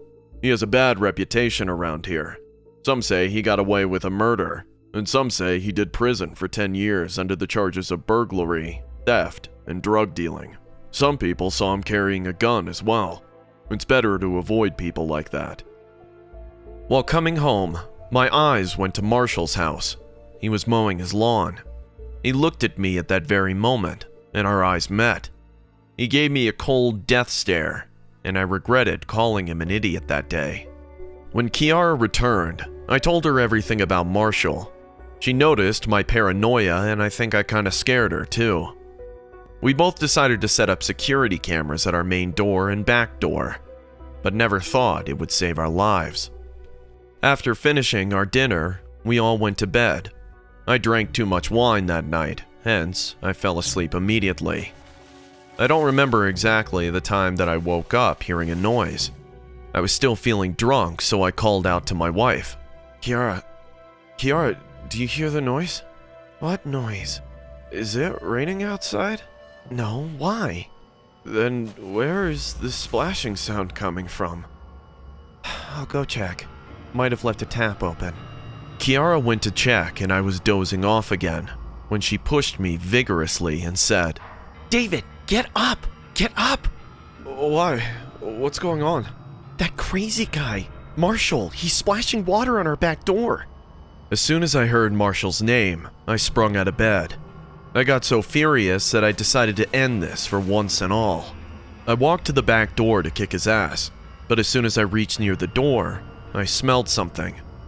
Water-like liquid was all over the back door, and some even floated inside the house. Except, it wasn't water at all. Oh my God, he's trying to burn the house down! We turned on the security monitor and saw that he was splashing gallons of gasoline on our back door. I immediately called 911, but I knew he was going to light the fire soon, and my entire family would burn alive. I opened the back door and Marshall was shocked, finding me face to face. I went to throw a punch on him, but I was too drunk, and he pushed me on the wall hard. He turned around to run away and found Kiara standing behind him. Before he could hurt her, Kiara kicked him in the nuts and punched him in the face. Marshall fell to the ground in pain. We screamed, and people in our neighborhood came out. The cops took Marshall into custody, and now he's rotting in prison for his devilish deeds. I'm proud of my wife, and she didn't just defeat a notorious criminal, but also saved her entire family. I broke up with my boyfriend about a month before prom night. We've been dating each other since the start of high school, so it felt like a big part of my life was over at the time. I was inconsolable. I shut myself off from my friends and family who had never approved of my boyfriend in the first place. My mom took great joy in rubbing it in my face, saying, "I told you so," right after the breakup. The only person I felt comfortable around enough to talk about it was the school counselor, Dr. Marcus. He was probably the only member of the school staff I actually got along with. Everyone else just tolerated my existence as a background character in their classroom. Dr. Marcus was the only one who seemed to recognize me as a person. He made time for me whenever I needed someone to talk to about stuff that was bothering me. The counselor's office became sort of a safe place for me to relax when life had me feeling down. The smell of the lavender air freshener he liberally sprayed the office with became a comforting scent to me. I'd often talk to Dr. Marcus for hours on end about stuff my boyfriend did whenever I thought he was being a jerk to me while we were dating. I think part of the reason why we broke up was because he heard about how much time I liked to spend with Dr. Marcus and got jealous because of it. If that was the case, then the breakup backfired on him because I spent even more time at Dr. Marcus's office afterwards. Sometimes I talked about my problems. Other times we just lounged around and chatted about random things while munching on some snacks he kept in the office. He went out of his way to make sure he always had salted almonds stocked in the office, since he knew they were my favorite. When my self-confidence was at an all-time low, he was the only one who told me that I was worth it. It was nice having someone to talk to in that trying time. Stupid teenage me might have done something stupid, if not for all the emotional support I received from Dr. Marcus. I'm still grateful for it to this day, despite what would happen later. After a few weeks of sulking away from each other, my boyfriend and I finally made up through text and got back together. Of course, I couldn't be happier. I'd have an actual date for the prom instead of being forced to go alone. The next time I visited Dr. Marcus's office, I excitedly told him that my boyfriend and I got back together. A worried look came across his face when I said that. He told me that I should be careful about him, since guys like him can get pretty dangerous when they're jealous. I told him that it'll be fine. We already talked things out. After a long heart-to-heart, my boyfriend said that he was fine with me talking to Dr. Marcus about problems I couldn't share with anyone else. Seeing that I was happy to be back with my boyfriend in time for the prom, Dr. Marcus dropped the subject, and we ended up chatting about my hobbies and ambitions after high school instead. When prom night came, I put on a brand new dress I bought just for the occasion, and took a cab to the hotel where the prom was being held. I waited at the entrance of the venue for my boyfriend to arrive. Then I waited, and waited, and waited in front of the hotel until I could hear the prom queen being named. Every text I sent was marked as read, but I got no reply. I broke down in tears in front of the venue, feeling betrayed by the guy who I thought I'd marry one day. Just as I thought my night was ruined, I felt a hand touch my shoulder. I looked up and saw Dr. Marcus looking at me with concern. He asked if I was all right, and I shook my head to say no. Then he asked me if I'd like to go home, to which I nodded softly. I accepted his offer to give me a ride home and got into his car. Once inside his car, I immediately started to calm down. The lavender air freshener he used for his car smelled just like the one he used in his office. It was like I was in the counselor's office again. He even offered me some of my favorite salted almonds he kept in the glove compartment of his car to help ease my nerves. I didn't think much of it and began snacking away like I usually did in his office. I told him my address and he drove away from the hotel into town. I slowly regained my composure as we drove through town in awkward silence. I opened my mouth to speak, but paused when I noticed something strange. The smell of lavender air freshener had become ingrained in my brain after spending so much time smelling it in his office. I knew it by heart at that point, but another scent was there in the car with me. Something metallic and foul that faintly lingered within the pleasant lavender smell, like day-old meat being sold at the supermarket. I thought about saying something, but didn't want to be rude. Dr. Marcus was already going out of his way to help me deal with my own problems again for the millionth time. I didn't want to risk offending him by an insensitive comment about his body odor. My vision started to blur. I presumed that it was probably just the stress of everything that's happened getting to me. When I told Dr. Marcus that I was feeling a bit lightheaded, he simply told me that it's normal to feel that way when stressed, and assured me that everything will be alright soon. I couldn't see it very well, but I could have sworn his lips curled into a smile when he said that. I was about to fall asleep just as Dr. Marcus abruptly slammed the brakes of the car, causing me to lurch forward in my seat. I struggled through my blurry vision to make out what was going on outside the car. The last thing I saw before I fell unconscious was red and blue lights flashing towards me, accompanied by the sound of sirens, which faded away into silence. I woke up in the hospital the next day. My parents were there waiting for me, and my mother immediately hugged me when she saw that I was conscious. I asked them what happened to me and where Dr. Marcus was. My parents hesitated to say anything, and told me that it might be better if I heard what happened from the police themselves. A few minutes later, 2 policemen walked into the hospital room.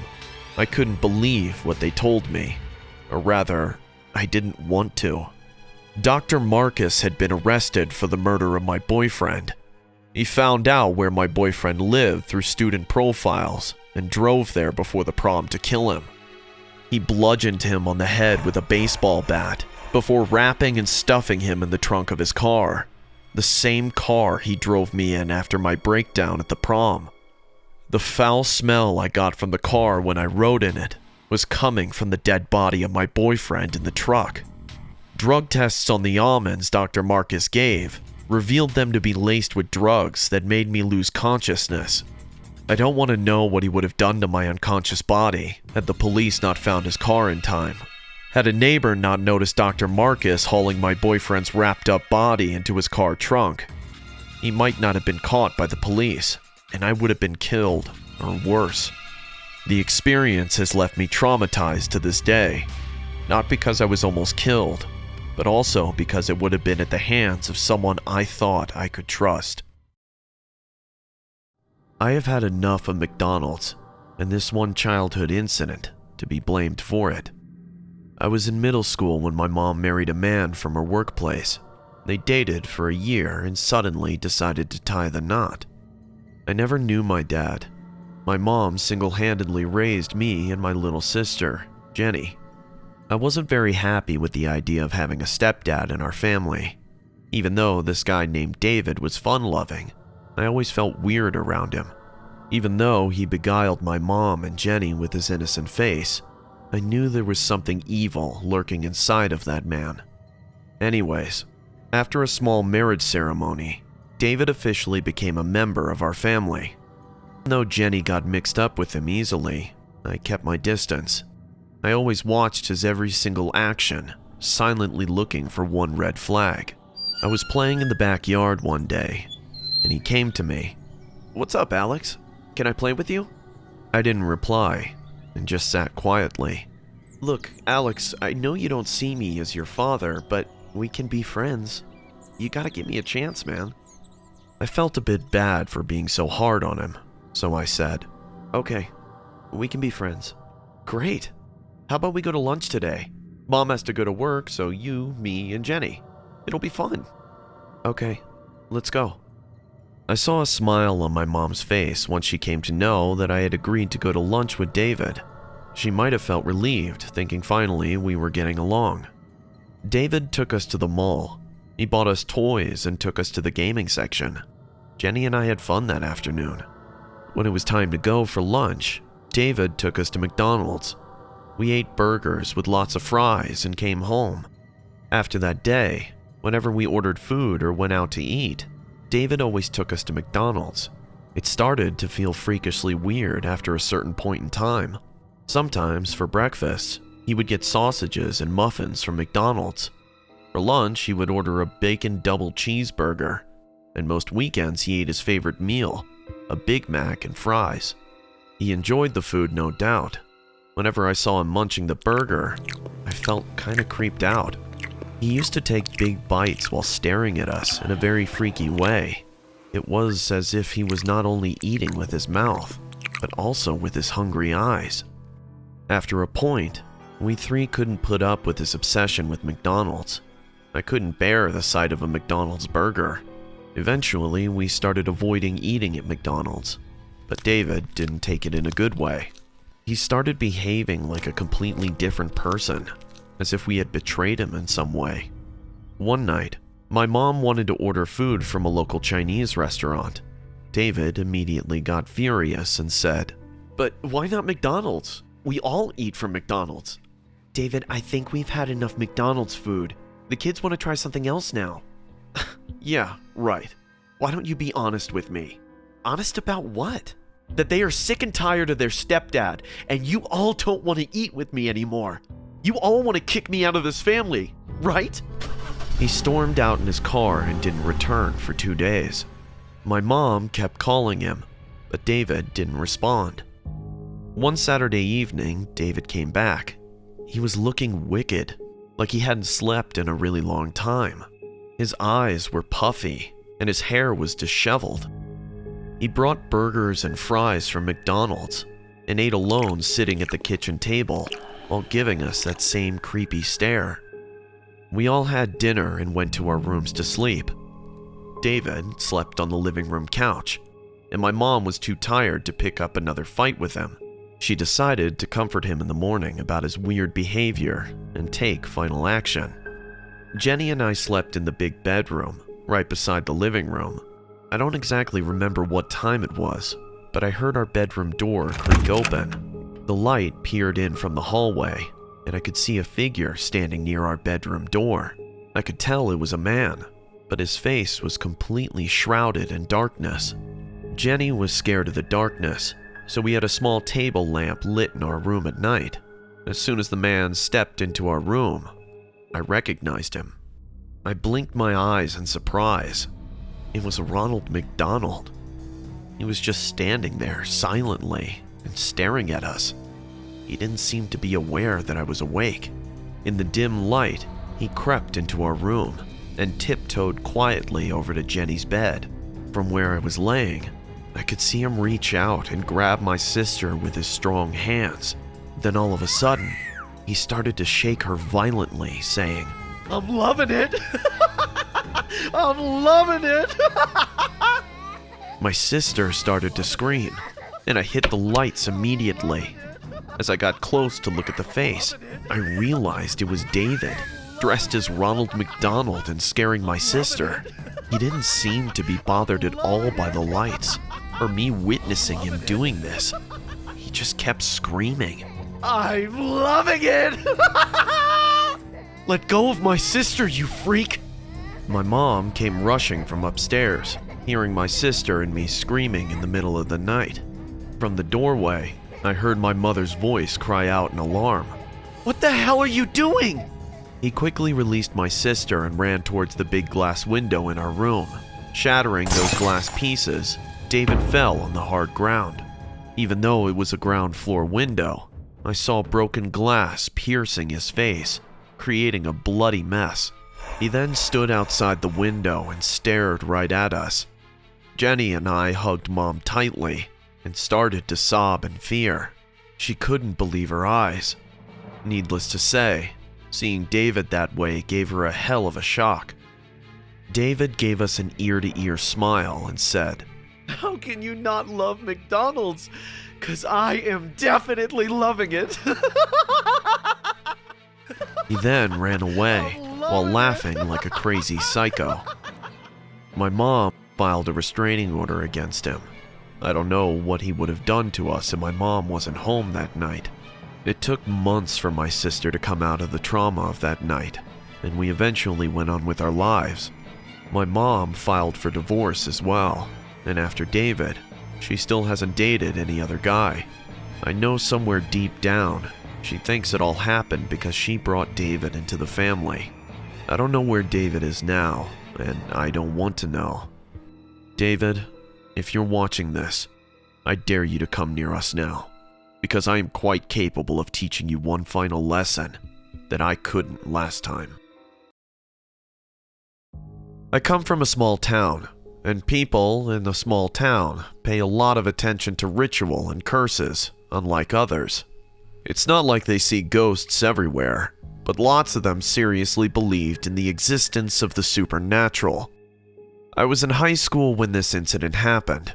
It's been a long time since I moved out, but whenever I meet my high school friends, the memory of this incident revisits us again and again. There lived an old couple in our town. I don't recall their first names, but everyone called them Mr. and Mrs. Clayton. They didn't have any children. Everyone in town loved them for their kind and sweet nature. They were always seen together no matter where they went. I mean, they were the kind of love story where two lovers promise to grow old together. I still remember my first high school girlfriend asking me whether I love her like Mr. Clayton loves Mrs. Clayton. Well, that's the reason why she broke up, because instead of saying yes, I replied, "What bullshit is that?" I know. It was pretty insensitive of me, but I was young back then, and I also didn't feel that kind of connection with her. I still haven't felt like that for anyone. Maybe this is why I'm still single. Anyways, let's get back to the story. So, the Claytons were having their happily ever after time until one day Mrs. Clayton died in her sleep. The town people shook in sadness, but the one who got crushed under grief was Mr. Clayton. I still remember the day we attended Mrs. Clayton's funeral. It was an open casket. Mr. Clayton didn't talk to anyone, or even notice people around him. He just sat near her coffin and kept staring at her lifeless body. Then, Mrs. Clayton was taken and buried in our local graveyard. The priest uttered his prayer, and everyone started to throw soil over her coffin. Out of nowhere, Mr. Clayton jumped into her grave and started sobbing like a child. This scene broke everyone's heart in our town, and people somehow managed to take Mr. Clayton away. After his wife's sudden demise, Mr. Clayton changed into a completely different person. He didn't talk to anyone, barely came out of the house. Every town person regularly went to his house to check on him, but with more passing time, people went on with their own lives. Until one day a weird incident happened. I was playing football in the high school team, so I had to maintain an athletic routine. My coach instructed me to go for early morning walks to increase my stamina. I started waking up early right after dawn and went for a long run. Following the dusty countryside, I ran to the high road and then came back home, taking a shortcut right beside the local cemetery. It was a Monday morning and the sun hadn't risen yet, hence there was darkness around. But it wasn't pitch black, and the pale moonlight was still showing the way. I was coming back from the highway. My heartbeat was fast and I was losing breath, so I was jogging more casually. As I took the shortcut right across the cemetery, I heard a crying voice. I thought that maybe someone was in trouble and might need my help, so I stopped and started to look around. I was searching here and there, trying to find a person in a helpless situation, when my eyes went to the cemetery. The entire graveyard was visible from the road. In that half-light, half-dark situation, I saw a figure sitting near a tombstone and weeping in a squeaky voice. As I looked closer, I saw it was a woman dressed in a white gown sitting under a tombstone facing her back to me. It took me a moment to realize she was sitting at the grave of Mrs. Clayton. And not just that, she was wearing the same exact gown that Mrs. Clayton's body was dressed in. What the hell?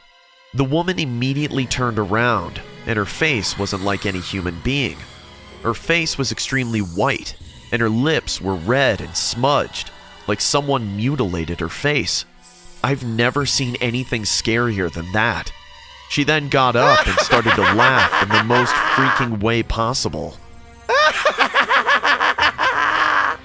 Believe me when I say this, I thought my heart was going to explode in fear. My morning walk turned into a run for my life. After that day, many weird incidents started to happen in our local cemetery and the area around it. These incidents usually occurred during dawn. A rumor started to spread that Mrs. Clayton's spirit is now haunting our town. One day, our pastor was going to the church to ring the morning bell when Mrs. Clayton's ghost jumped on him from a nearby tree. He screamed with the sudden turn of event and fainted on the ground. The townspeople told Mr. Clayton to arrange a small prayer session asking for peace for her soul. Some even told him to go to an exorcist, but he stopped interacting with anyone on this matter. I heard my neighbors telling my parents that Mr. Clayton doesn't want to do anything about it because he's happy to know Mrs. Clayton has come back from the dead. People stopped going to the cemetery after dark. A week passed by and the entire town was terrorized with these supernatural occurrences. But at that time, everyone was too scared to go and look for themselves, even our pastor. The mayor called for a community meeting and announced that they're going to take this matter to the Covenant next town and perform an exorcism. The day the exorcism was about to take place, something unexpected happened. Our coach was a strong and highly practical man. He called for an early morning practice that day. As we all gathered in the school playground, he said, "Boys, we'll go for a run to warm up. Everyone finish your lunges. We'll start in 5 minutes." It was around 4 a.m. and we were a group of 4 people, including our coach. The finals were hanging around the corner, and the coach called for a special practice session with some selected players. So we started the morning run to warm ourselves up. We were running on the empty town streets. The sun hadn't come up yet, so it was mostly dark. We came near the church road when the coach took the road that went across the cemetery. "But coach, we shouldn't go near the cemetery at this time," Danielle said in a fearful voice. I got worried about the events happening there. "Shut up! There's no such thing as ghosts. Come on, follow me." We had to follow Coach. My heart started to beat fast again. I knew something is going to happen any minute now. We were about to cross the cemetery just when a scream took place.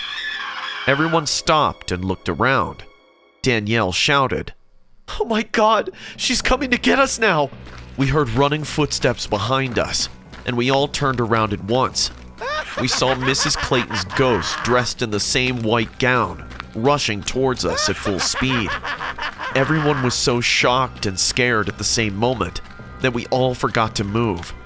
She laughed while running like a maniac. She came really close and jumped on our coach. We all gasped seeing this horrible thing, but the coach suddenly grabbed her neck and gave a huge punch on her nose. Mrs. Clayton fell on the ground bleeding to death, and a scream came out of her mouth. But this time, the scream was of a man. Her wig fell off, and the sunlight touched us right at that moment. As soon as the surrounding became clear, we discovered a sad truth. It wasn't Mrs. Clayton. Rather, it was her husband. It was he who terrorized the townspeople, dressed in his wife's gown and putting her makeup on his face. No doubt her death mentally deranged him, but every individual handles grief in their distinctive way. After staying in the hospital to recover from that injury, Mr. Clayton was sent to a mental institution for better care and treatment. Our coach was no doubt the bravest man I have ever met in my life. He not only saved Mr. Clayton from going completely mad that day, but also saved the townspeople from an unknown fear that was eating them alive. The quarantine was a painful time. Humans never felt this much threatened when they got locked up inside their own houses. I live in an apartment amidst the city. The neighborhood around is not very friendly. There's an alley full of addicts and homeless people. During the pandemic, the spread of the virus increased rapidly in my area. Hence, I had to isolate myself completely. I spent my days watching TV or reading books, and sometimes when I felt too claustrophobic, I used to go sit on the balcony. I could see the entire neighborhood from my bedroom balcony. On the other side stood another old building. There's an apartment on the same level as mine. A man lived there. I saw him many times roaming inside the apartment. One night, I was watching TV in my living room when I overheard an argument. A man and a woman were arguing. As I already said, this neighborhood wasn't an ideal place if you want to live in peace. There's always some type of brawl going on around here. I don't know why, but I went to the balcony to take a look. I kept the lights off so no one could see me. I saw the man in the opposite apartment. He was fighting with a woman. I couldn't see the face of the woman, but suddenly she got furious and ran towards their balcony. She got up on the balcony, and for a moment I thought she was going to jump.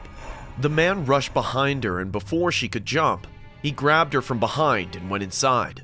The lights were turned off and everything went quiet immediately. I came back to my living room, but couldn't help but think about them. Since that incident, the man's behavior changed forever. I didn't see that woman anymore. Whenever I came to the balcony, I could see the man spraying a liquid all over his house. It wasn't weird because I thought he might be sanitizing his home, but I never saw anyone going to their house or them coming out. So what's the point of disinfecting the house now and then? One morning, the cops came and picked up the homeless people to put them into a shelter. Most of these homeless people were infected, so after their evacuation, the entire alley was sanitized. The entire locality was completely silent after that. I could hear neighbors talking, as the apartments were in close distance. One night, I wasn't getting any sleep, so I went to smoke on the balcony. The roads were empty and silent. Suddenly, I heard a woman weeping. My eyes went straight to the apartment of the mysterious man. I heard him threatening that woman. Don't you dare sneak behind me, Samara! I will never let you do that! The woman said in a sobbing voice. Please stop this madness. You've gone insane, Robert. This is not right. Please. And she started weeping terribly. I could see their bedroom window and the man standing in front of it, looking to the other side of the room. I couldn't see the whole room, but I could tell that the woman was in the room as well. Oh my God, is he keeping her hostage? I wanted to be sure, so I tried to look, but suddenly, that man looked right into my eyes. I will never forget the dead cold stare he gave me. He closed the curtains on my face. I couldn't help but think how cruel the man was. He's keeping that poor woman against her will, and surely torturing her. I could have called the cops on him, but the woman called him by his name, and I've heard them arguing a lot times before. I wanted to be sure of this man's intentions before interfering in the matter further. Every night I went to the balcony waiting to hear the woman's voice one more time, or the man screaming at her, but they all went quiet all of a sudden. 3 days went by and it felt like no one lived in that apartment anymore. The curtains were closed at all times.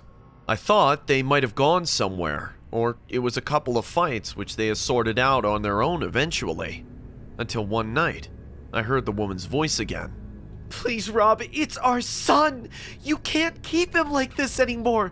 Please stop this madness, for God's sake. Why don't you just shut up? Listen, if you want to be awake, then keep your mouth shut, or I will shove those sleeping pills inside your mouth so you will never wake up again. Do that. Kill me. I don't want to live like this anymore. This is insanity. I can't stand this. Danny is my son too, Samara. I know what will be good for him. You are a mother. How can you ask your child to be taken from you? What kind of woman are you? Samara didn't speak anymore. All I could hear was her muffled cry fading away.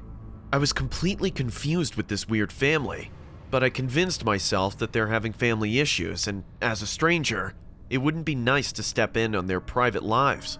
But for a moment, the question did come to my mind. Why is he giving his wife sleeping pills forcefully? A month went by and I stopped paying attention to their arguments. My interest kind of faded away because it wasn't that uncommon of an event. I mean, no family is perfect. One fine morning I was making breakfast when I heard cop car sounds. I thought the cops might be patrolling the area to pick up the homeless again, but the car siren didn't fade away. It was coming from a very close distance. I ran towards the balcony and saw paramedics were inside the man's apartment. They opened the room windows and a foul smell choked the air. I saw two cops talking to a paramedic staff. Within a few seconds, I saw them taking out 3 bodies on stretchers. The entire family was dead. I was shocked. The entire situation felt too complicated. But I didn't have to wait long. The truth unraveled as the cops did a further investigation.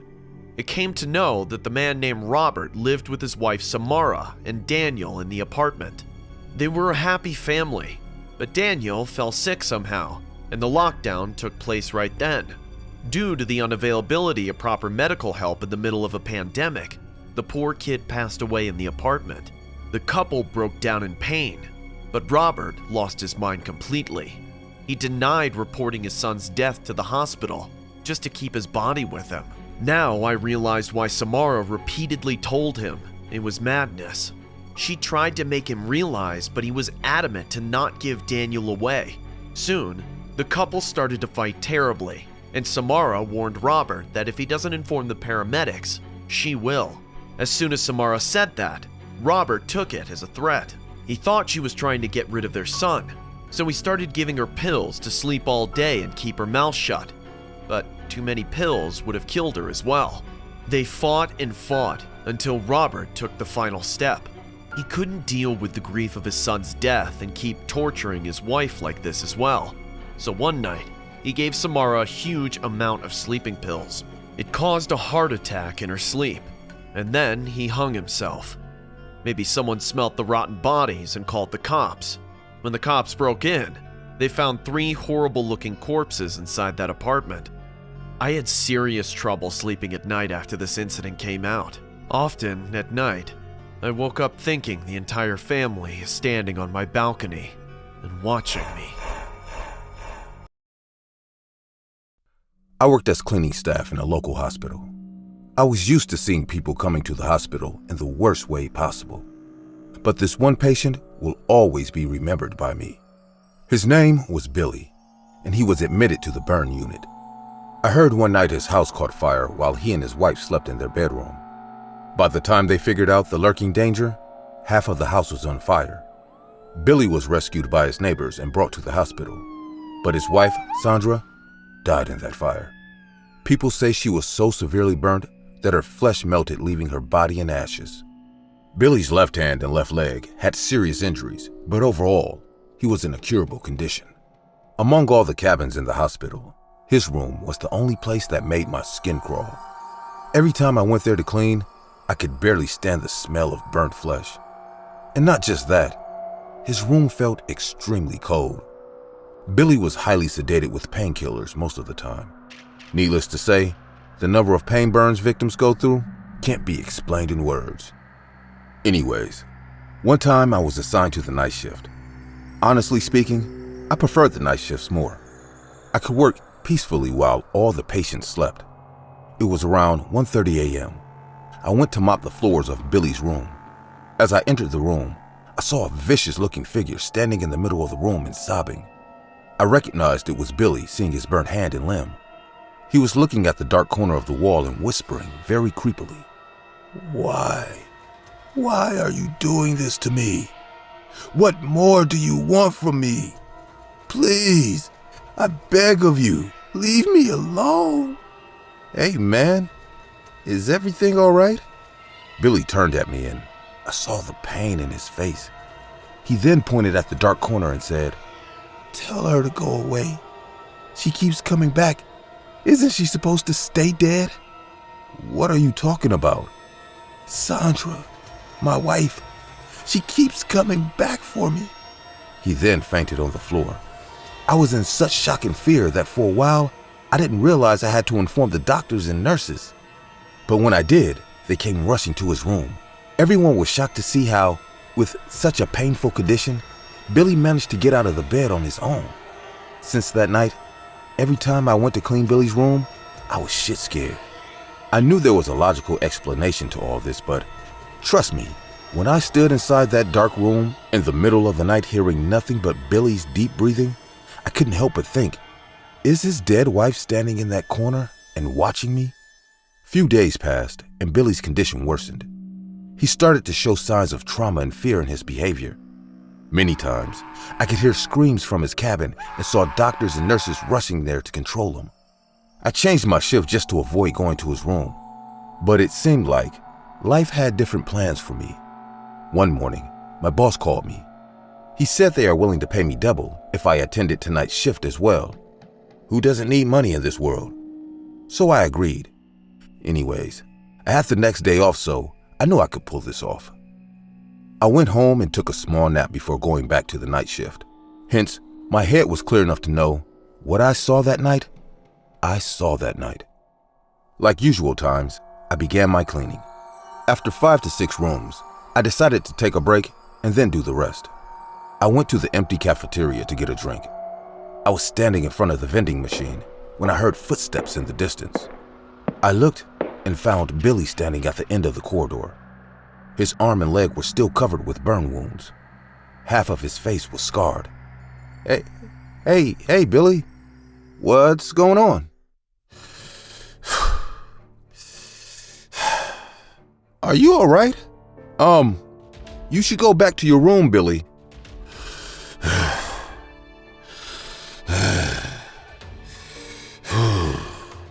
I was becoming really disturbed seeing Billy this way.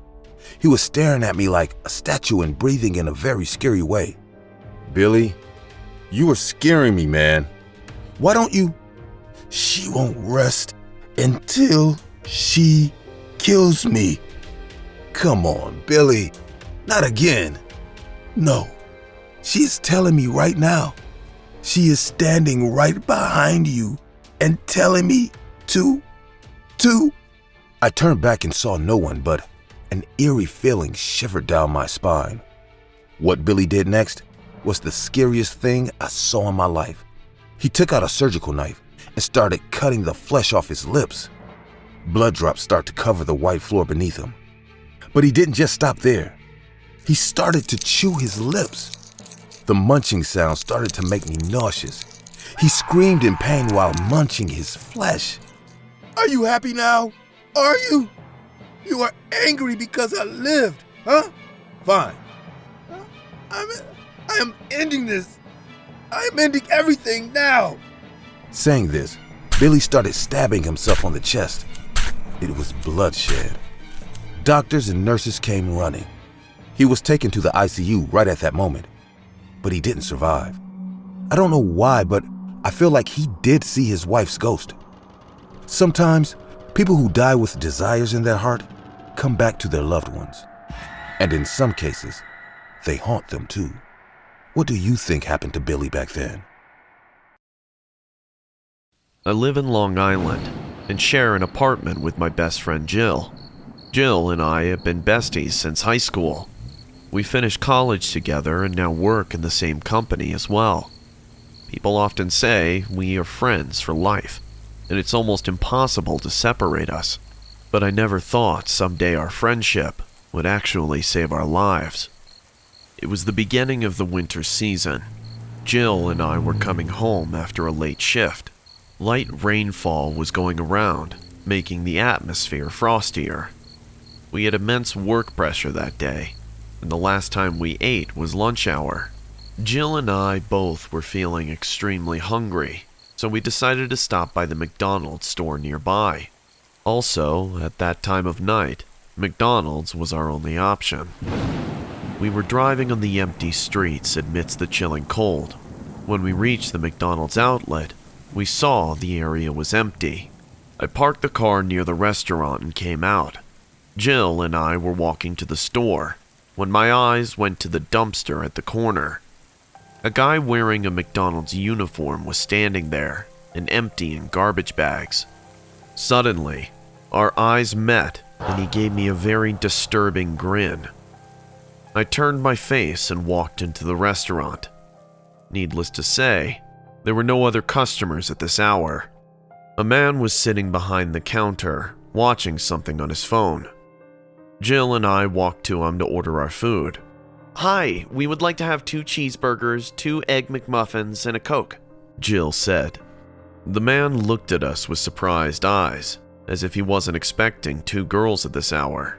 Will that be all? He awkwardly replied. Yep, that's all, I said.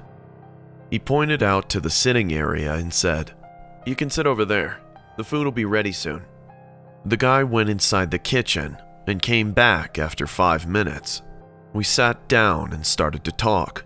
Hey, did you notice that creepy guy outside? Which guy? The one near the dumpsters. I didn't notice anyone. Sorry, I guess I'm just tired. I couldn't agree more, because I was feeling the same way too. 10 minutes went by. The guy behind the counter again got busy on his phone. I was getting impatient because I knew the creepy guy I saw outside was probably the one preparing our food right now. And I was right. Within a few minutes, the same guy came from the kitchen and went to the guy sitting behind the counter. He then whispered something to the counter guy, and they both talked in a low voice. The counter guy then came to us and said, Ma'am, we have a situation. Looks like we ran out of muffins. Is it possible we can substitute it with some fries? Jill replied, Okay, fine, but please make it quick. He thanked us for understanding the situation and went back to the creepy guy. What he did next gave me a huge red flag. The creepy guy smartly walked to the exit door and locked it using a key. He then put up the close sign and went back to the kitchen. What's going on? I said to the guy at the counter. He smiled and replied, Oh, don't worry, ma'am. It only locks from outside. We're done on the supplies for tonight. You guys are our last customer. But couldn't you have done this locking thing after we left? Don't worry, ma'am. Rick and I exit using the back door. That's why we always lock up after the last customer arrives. But as I said, it only locks from outside. Jill and I exchanged looks, and we both were quite freaked out with what just happened.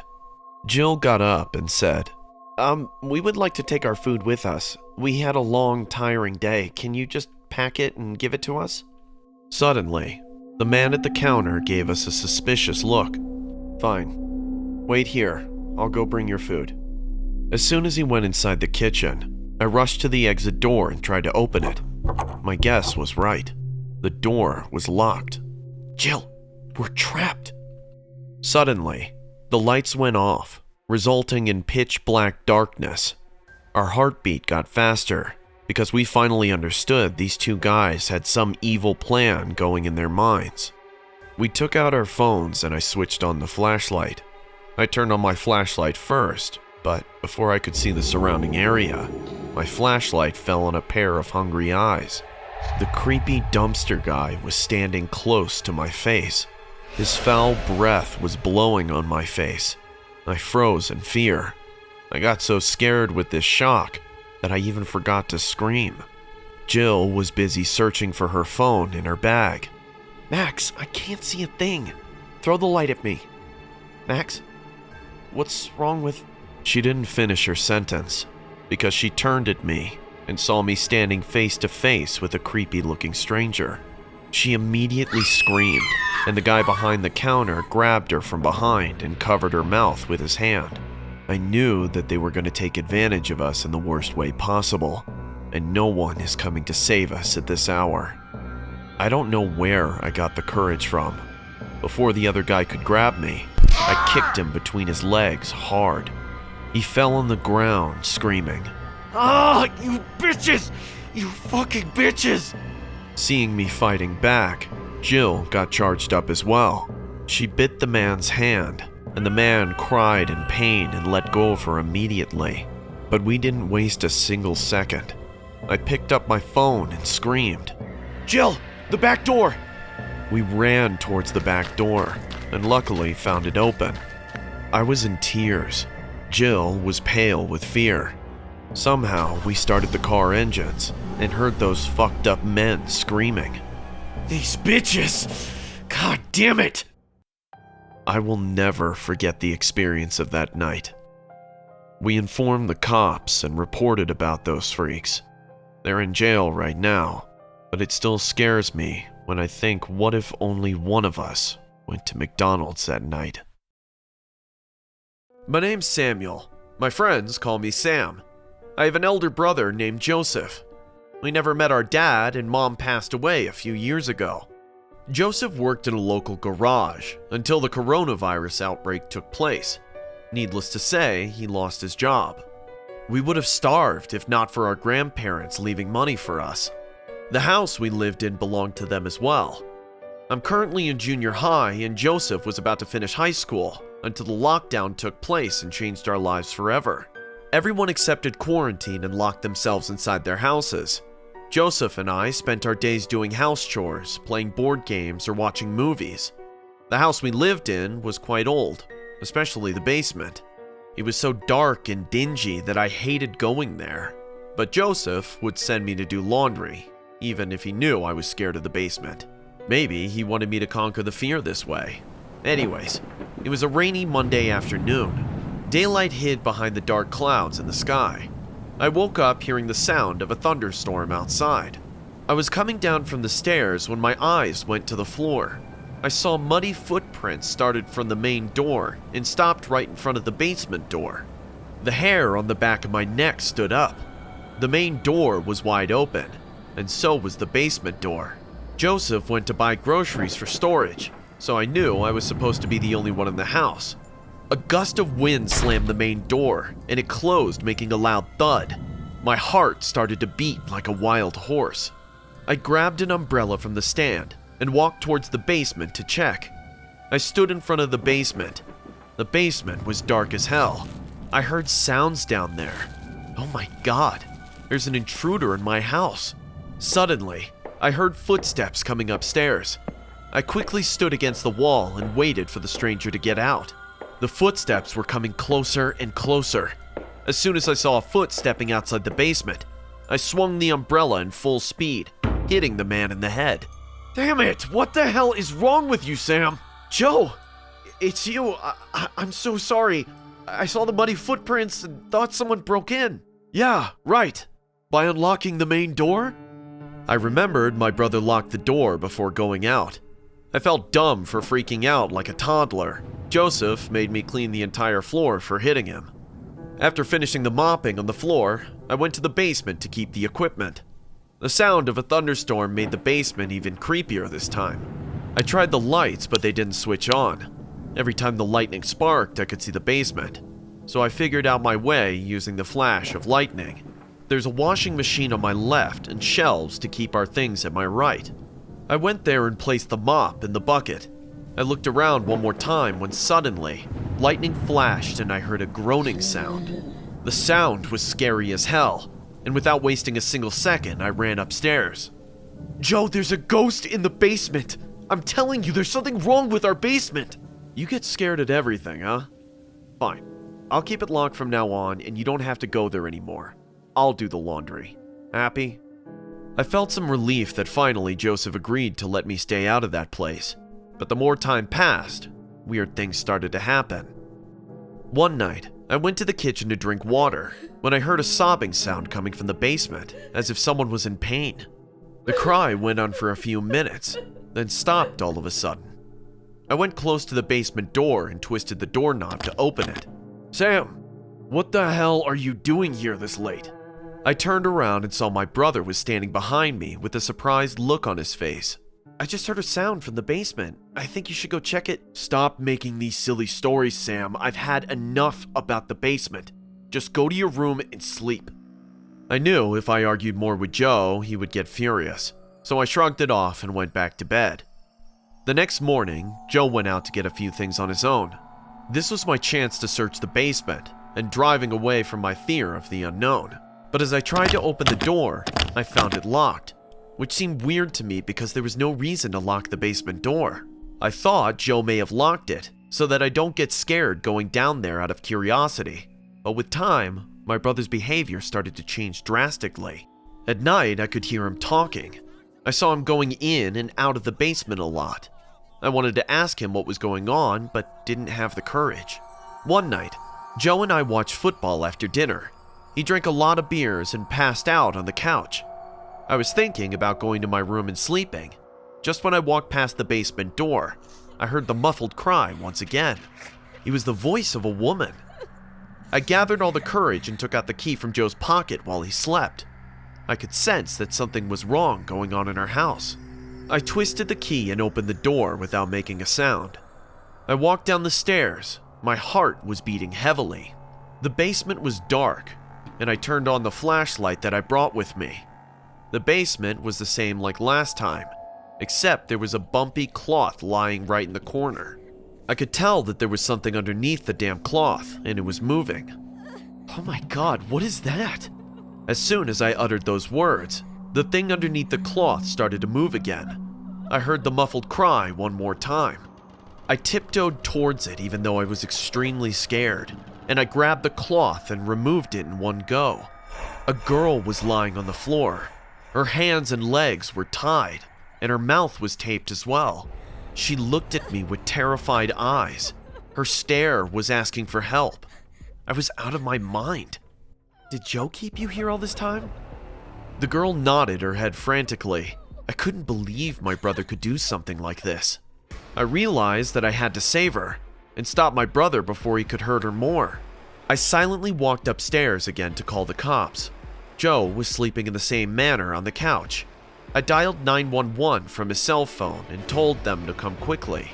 I then rushed back to the basement. Don't worry, I've called the cops. They'll be here soon. I got busy untying the poor girl. She was of my brother's age. When I removed the duct tape from her mouth, I finally was able to recognize her. She studies in our school. I've seen her many times in the cafeteria. I had no idea Joe knew her because he never talked to any girls. Not that I know of. Sam, what are you doing? I heard Joe's voice behind me. He was burning in anger. Joe, this isn't right. You can't torture her like this. Why did you bring her here? I'm not torturing her. I love her. She just doesn't realize that. She needs time to accept my love, you know? Then we can all stay happy, like a family. Isn't it, Nina? Joe looked at the girl and smiled in a very freaky way. For a moment, I felt this man wasn't my brother. This is someone else. No, you're keeping her against her will. That's not right. Shut up! You don't tell me what's right. I'm your eldest brother, and you do exactly what I tell you to. Now go to your room and leave Nina alone. No, please don't leave me with him. Please do not leave me here. Nina grabbed my hand tightly and pleaded with me to not leave her there. I don't know how I got the courage, but I looked at Joe with determined eyes and said, "No, I'm not leaving her with you. The cops will be here soon. I must stop you before you make another mistake, Joe." "What? You called the cops? Holy shit, why did you do that?" Joe ran upstairs like a timid cat. I ran behind him to stop him, but he escaped. When the cops came and found Nina in our basement, they informed her parents. My brother abducted her on her way home from school. Nina's parents appreciated me for standing against my brother, helping her to get back to her family. I've been put into foster care. The cops are still searching for my brother. I just want to give him a message. Joe, if you're watching this, please surrender yourself to the cops. I know they'll punish you for what you did, but it'll be better to get over this incident than run away from it your entire life. Please come back. You're the only family I have. There are some moments in your life that still give you goosebumps when you think about it. Something like that happened to me during my school days. After 1.5 months of winter vacation, our school finally resumed. However, the school's management was entirely changed, along with teachers and other staff. The building was also renovated. Everything seemed new and different, but months passed by and strange things started to happen. Several school students started to go missing. One of them was Benjamin. He was a new student in our class, but he went missing after 2 or 3 days. No one knew what was happening, not even the investigators. There was no witness, evidence, or suspect. A few weeks passed by and our regular routine resumed. My best friend Oliver and I would have sleepovers every Friday. Our parents didn't even have to be informed because they knew that on Friday, either Oliver would be coming to my home or I would be going to his. Everything was going fine in our lives besides our studies, especially math. So our math teacher, who was also our coordinator, Miss Rebecca, asked us to stay after school for extra classes. Miss Rebecca was extremely strict. There was no way that we could deny her. Oliver and I were obliged to stay after school, but Miss Rebecca barely stayed after school to assist us in math. Instead, she asked us to stay in the library and complete our homework. Days passed by and it was finally Friday. I clearly remember that day because the day would change my and Oliver's lives forever. The weather wasn't the best. The sky looked seemingly dark from 2 p.m., and the wind was also blowing heavily. In no time, school was over. Everyone happily hurried back to their homes, besides Oliver and I. We headed towards the library for our extra class, but surprisingly enough, the library was locked. "That's odd," Oliver pointed out. So we went to the teacher's room, which was also locked. There had never been a day when the teacher's room was locked. Just then, Oliver suggested checking every room. As we did just that, we realized that there was no one in the building beside him and myself. We stayed in our classroom completing our homework, but it started to get extremely dark and quite scary. In no time, we packed our bags and left for home.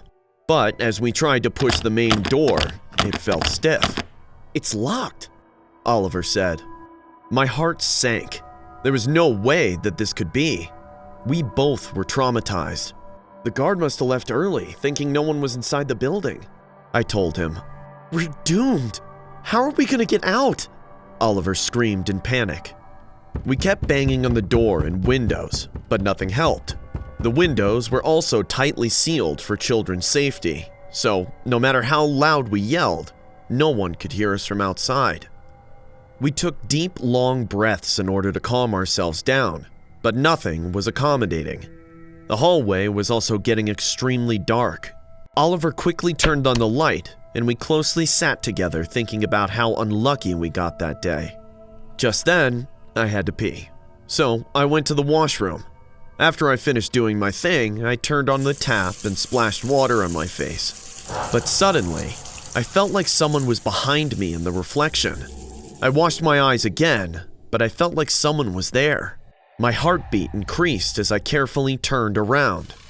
No one was there, but I was too terrified to stay there, so I ran towards Oliver, but he wasn't there. "Oliver? Oliver!" I began screaming. Yet there was no reply. I was scared to death. "Got you!" Oliver laughed out loud. "You're crazy. I was terrified. You nearly killed me," I yelled at him, feeling infuriated. Moments passed by and we were feeling quite comfortable sitting in the hallway.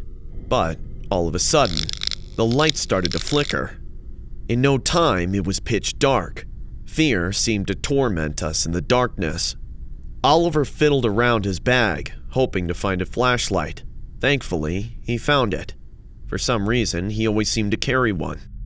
The yellow light from the flashlight illuminated the hallway.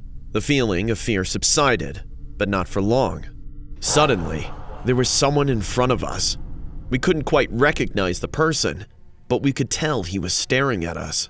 In no time, the sounds of his footsteps started increasing, and he approached closer and closer towards us. Our bodies trembled as we stood there numb. "Will you be my friend?" he whispered in a strange, uncanny voice.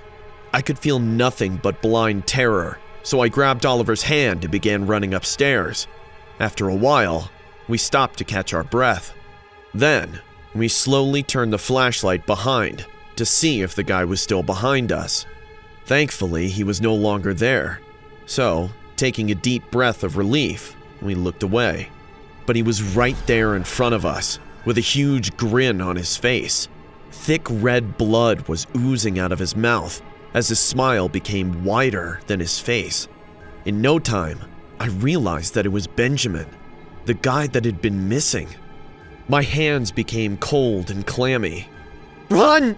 Oliver started yelling as he began running down the stairs. I followed him, but Benjamin also began to follow us.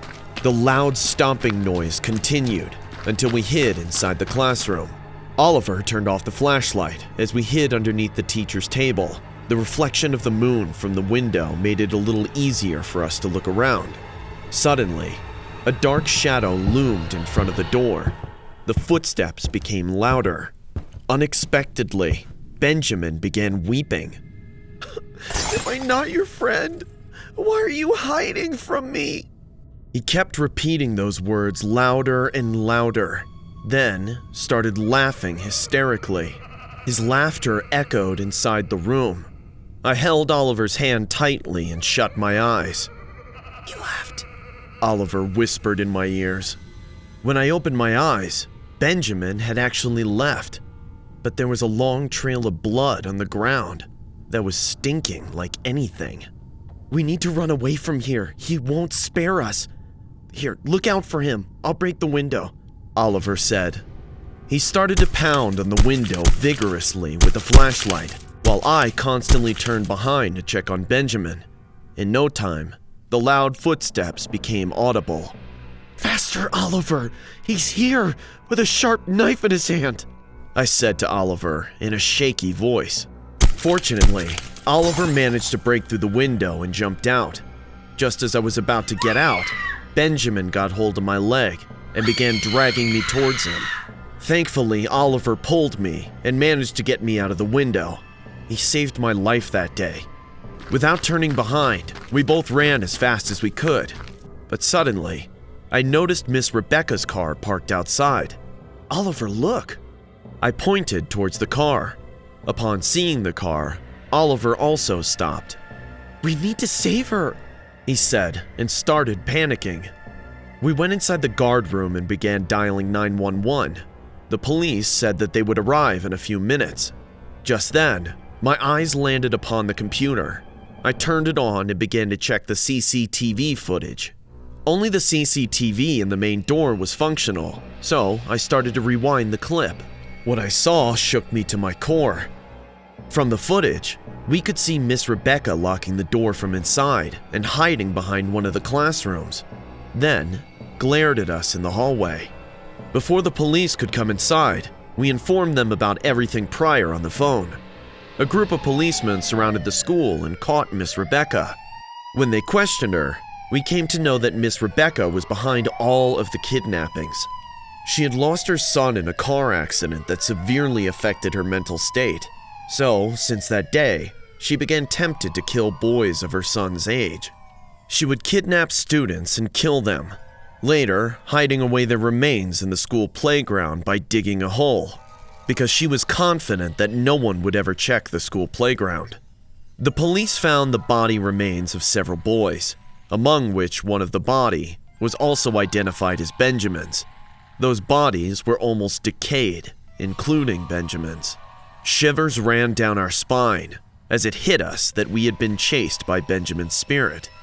When the police pushed Rebecca inside the van, she stared at us and began laughing crazily. "I'll be coming back for you two." In no time, I noticed something move in the window. It was Benjamin. His lifeless eyes widened as his grin became wider than his face. Terror thundered down. I gulped and promised to never return back to that school ever again. I was a foreign exchange student in America for my senior year of high school. I'm Japanese, and when I first arrived in America, I couldn't speak a lick of English. I was already a shy and socially awkward girl to begin with, and the language barrier made it even harder to make any friends.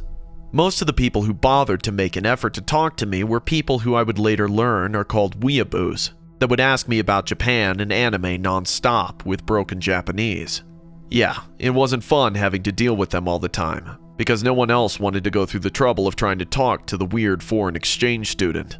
The only person I could talk to freely was a guy I'll call John for the sake of the story. He was smart, good-looking, immensely popular with the girls from what I could gather, and spoke perfect Japanese. He told me that his grandfather was Japanese too, so he learned the language to be able to talk with him when he was just a kid. I thought it was cool as hell that he could speak 2 languages so fluently, and asked him to teach me some English so I wouldn't feel so out of place at the school. He agreed, and soon we were hanging out almost every day, with dates disguised as study sessions. Naturally, when John being as popular as he was, a lot of girls there were jealous that an upstart foreign exchange student had just stolen his time away from them. They would speak badly of me behind my back, or sometimes right in front of me, thinking I wouldn't be able to understand them anyways, not knowing that my English had improved dramatically thanks to John's lessons. The most common sentiment was that John only hung out with me out of pity, which I couldn't help but agree with to some extent. I never confronted any of the girls about what they said. It might be a cultural thing, but Japanese people tend to value conformity and a non-confrontational attitude. Standing up for myself seemed like a selfish thing to do that'll inconvenience other people. Besides, I didn't want to stir up any trouble by causing a scene when I was barely able to cope with the culture shock as it is. For a long time, I thought I was being a burden to John, who only tolerated me because he was too nice to turn me down when I asked him to teach me English. When prom night was approaching, I got a few guys who asked me to prom in broken Japanese too, but I politely turned them all down for obvious reasons. Surprisingly enough, John didn't ask any girl to prom, even though any single girl at school would have jumped at the chance to go with him. Hell, some girl even took the initiative to ask him to prom. He turned them all down and kept hanging out with me after school every day for our English lessons. One day during our lessons, I asked him if he ever had a girlfriend. He told me that he did have a girlfriend once, but they weren't together anymore. He didn't elaborate on what happened to them though, so I didn't push the issue. I just assumed that it must have been a bad breakup, and that whoever the girl was must still be regretting it now. He then asked me if I ever had a boyfriend, and truthfully answered that I'd never been in a relationship before. At the end of our lesson the same day, I casually asked him if he was interested in asking any girl out for the upcoming prom. He looked at me dead in the eye with a lady killer smile and said that yes, he did have a girl in mind for prom. Then, without any hesitation, told me that that girl was me. My heart nearly exploded in my chest from excitement when I heard that. My brain was slower to react, and I must have stood there staring at him incredulously for a good 2 seconds before I gave him 100 yeses in response. Rumors and shit talk about me tripled throughout the school when news got out that John had asked me out. I didn't pay them any mind. Nothing they said mattered to me because I knew that my night at the prom with John was going to be the best night of my life. My host family was happy for me when they heard I actually got a date for the prom. When I asked them if it would be appropriate for me to wear a traditional Japanese kimono to prom instead of the typical formal dress, they were nothing but supportive of the idea. I was supposed to spread Japanese culture in America after all. It was only natural that I'd choose to wear something distinctively Japanese to the prom. My host mother managed to rent a beautiful white silk kimono with lily patterns for the big night. She even helped me put it on with some help from Google. She made a little mistake while helping me put it on that I only noticed later though. Kimonos are traditionally wrapped left over right. Instead, she wrapped my kimono with the right side over the left. which is usually reserved for corpses being prepared for funerals. By the time I noticed the error, I was already at the prom venue and I was too lazy to try and fix it. I waited for John to arrive at the prom, getting many stares and some compliments in the meantime. Then, a girl I'd never seen before approached me. She told me that I shouldn't have come here right to my face. Surprised, I told her that I was a student too, and was here with a date. She told me that she knew all about me and my date, and that I should have stayed away from John for my own sake. I felt a chill run down my spine. This was the first time I'd actually been confronted by a jealous girl. Still, I wasn't too afraid, since we were still in a populated area. I asked her who she thought she was, and she fell silent. Then, she told me that she was only here to, in her words, take care of something. Before I could ask her what the hell that was supposed to mean, she walked off without another word. John never made it to the prom. I spent the whole night alone with people laughing at me for thinking I had a chance with John. Then, the next day, John's body was found drowned in a nearby lake. He'd gone missing from his home, and a passerby noticed his shoes floating on the water of a nearby lake. When they searched the lake for him, his body was not the only one they found. There was another body there that looked like it had been decaying in the lake for at least a year. It was identified to be a missing girl who just so happened to be John's girlfriend when she initially went missing. The wounds on her body suggested that she'd been killed before being dumped in the lake. The investigation on the girl's disappearance turned murder reopened, and evidence surfaced that suggested John might have been the one who killed her. Although nothing has been definitively proven, I immediately knew that John was her killer when I saw the picture of the missing girl in the newspaper, because the girl who'd been rotting in the lake for a year looked exactly like the girl who approached me at the prom that night, saying that I should have stayed away from her boyfriend. This happened around 2006 when I was 11 years old. My cousin Aaron was spending the week with my sister and I over summer vacation. At some point during the week, my mom decided to take us all to McDonald's. We ordered and took our food to the back of the McDonald's to sit at a table connected to one of those super long booths along the wall nearest to the bathrooms. Sitting on the same booth, but a few tables down, was an older man sitting by himself. He was probably in his 60s, a bit overweight, balding, and had huge lens 80s style glasses on. He was wearing a dirty t-shirt with gray sweatpants. When we first walked in, I noticed him, but he kept his head down and didn't seem to pay any attention to us, so I kind of blew him off and almost forgot that he was there. My mom had my brother in his car seat by the table and was feeding him French fries. He must have either choked or got sick because he started throwing up all over the place. My mom grabbed him and rushed into the bathroom with him, followed by my sister to help. Aaron and I were left alone at the table. All of a sudden, the old dude looks over at us and starts trying to have a conversation with us. It started with the casual, "Hey, how are you guys doing?" And then he said something about hoping my brother was okay. So we politely responded, thinking that's all that he wanted to say. But then he immediately started getting weird. He asked our ages, which we told him. And then he started asking our names and where our moms worked. So, being kids, we told him that also. The man then looked down at his phone and said that our mom had just texted him saying they would be a while in the bathroom and that he was supposed to bring us home because it was getting late. Although I knew my mom had never even talked to this man once. So even as a kid, I knew something was off. The man then grabbed our hands and said we should hurry. At this point, we were practically being dragged outside. We got outside, and this man started leading us into an old, run-down white van. He opened the back door and said that we could stay in there for the ride. Luckily, just then, some younger guy had spotted us and instantly went over and told the manager what was going on. As this was happening, my mom and my sister also came out of the bathroom, saw what was going on, and screamed while running outside to us. At this point, we hadn't gotten in the van yet, but the man was trying to push us in. Now hearing my mom's screams, I instantly started pushing back, trying to keep myself from entering. The guy quickly gives up as the manager and my mother are fast approaching.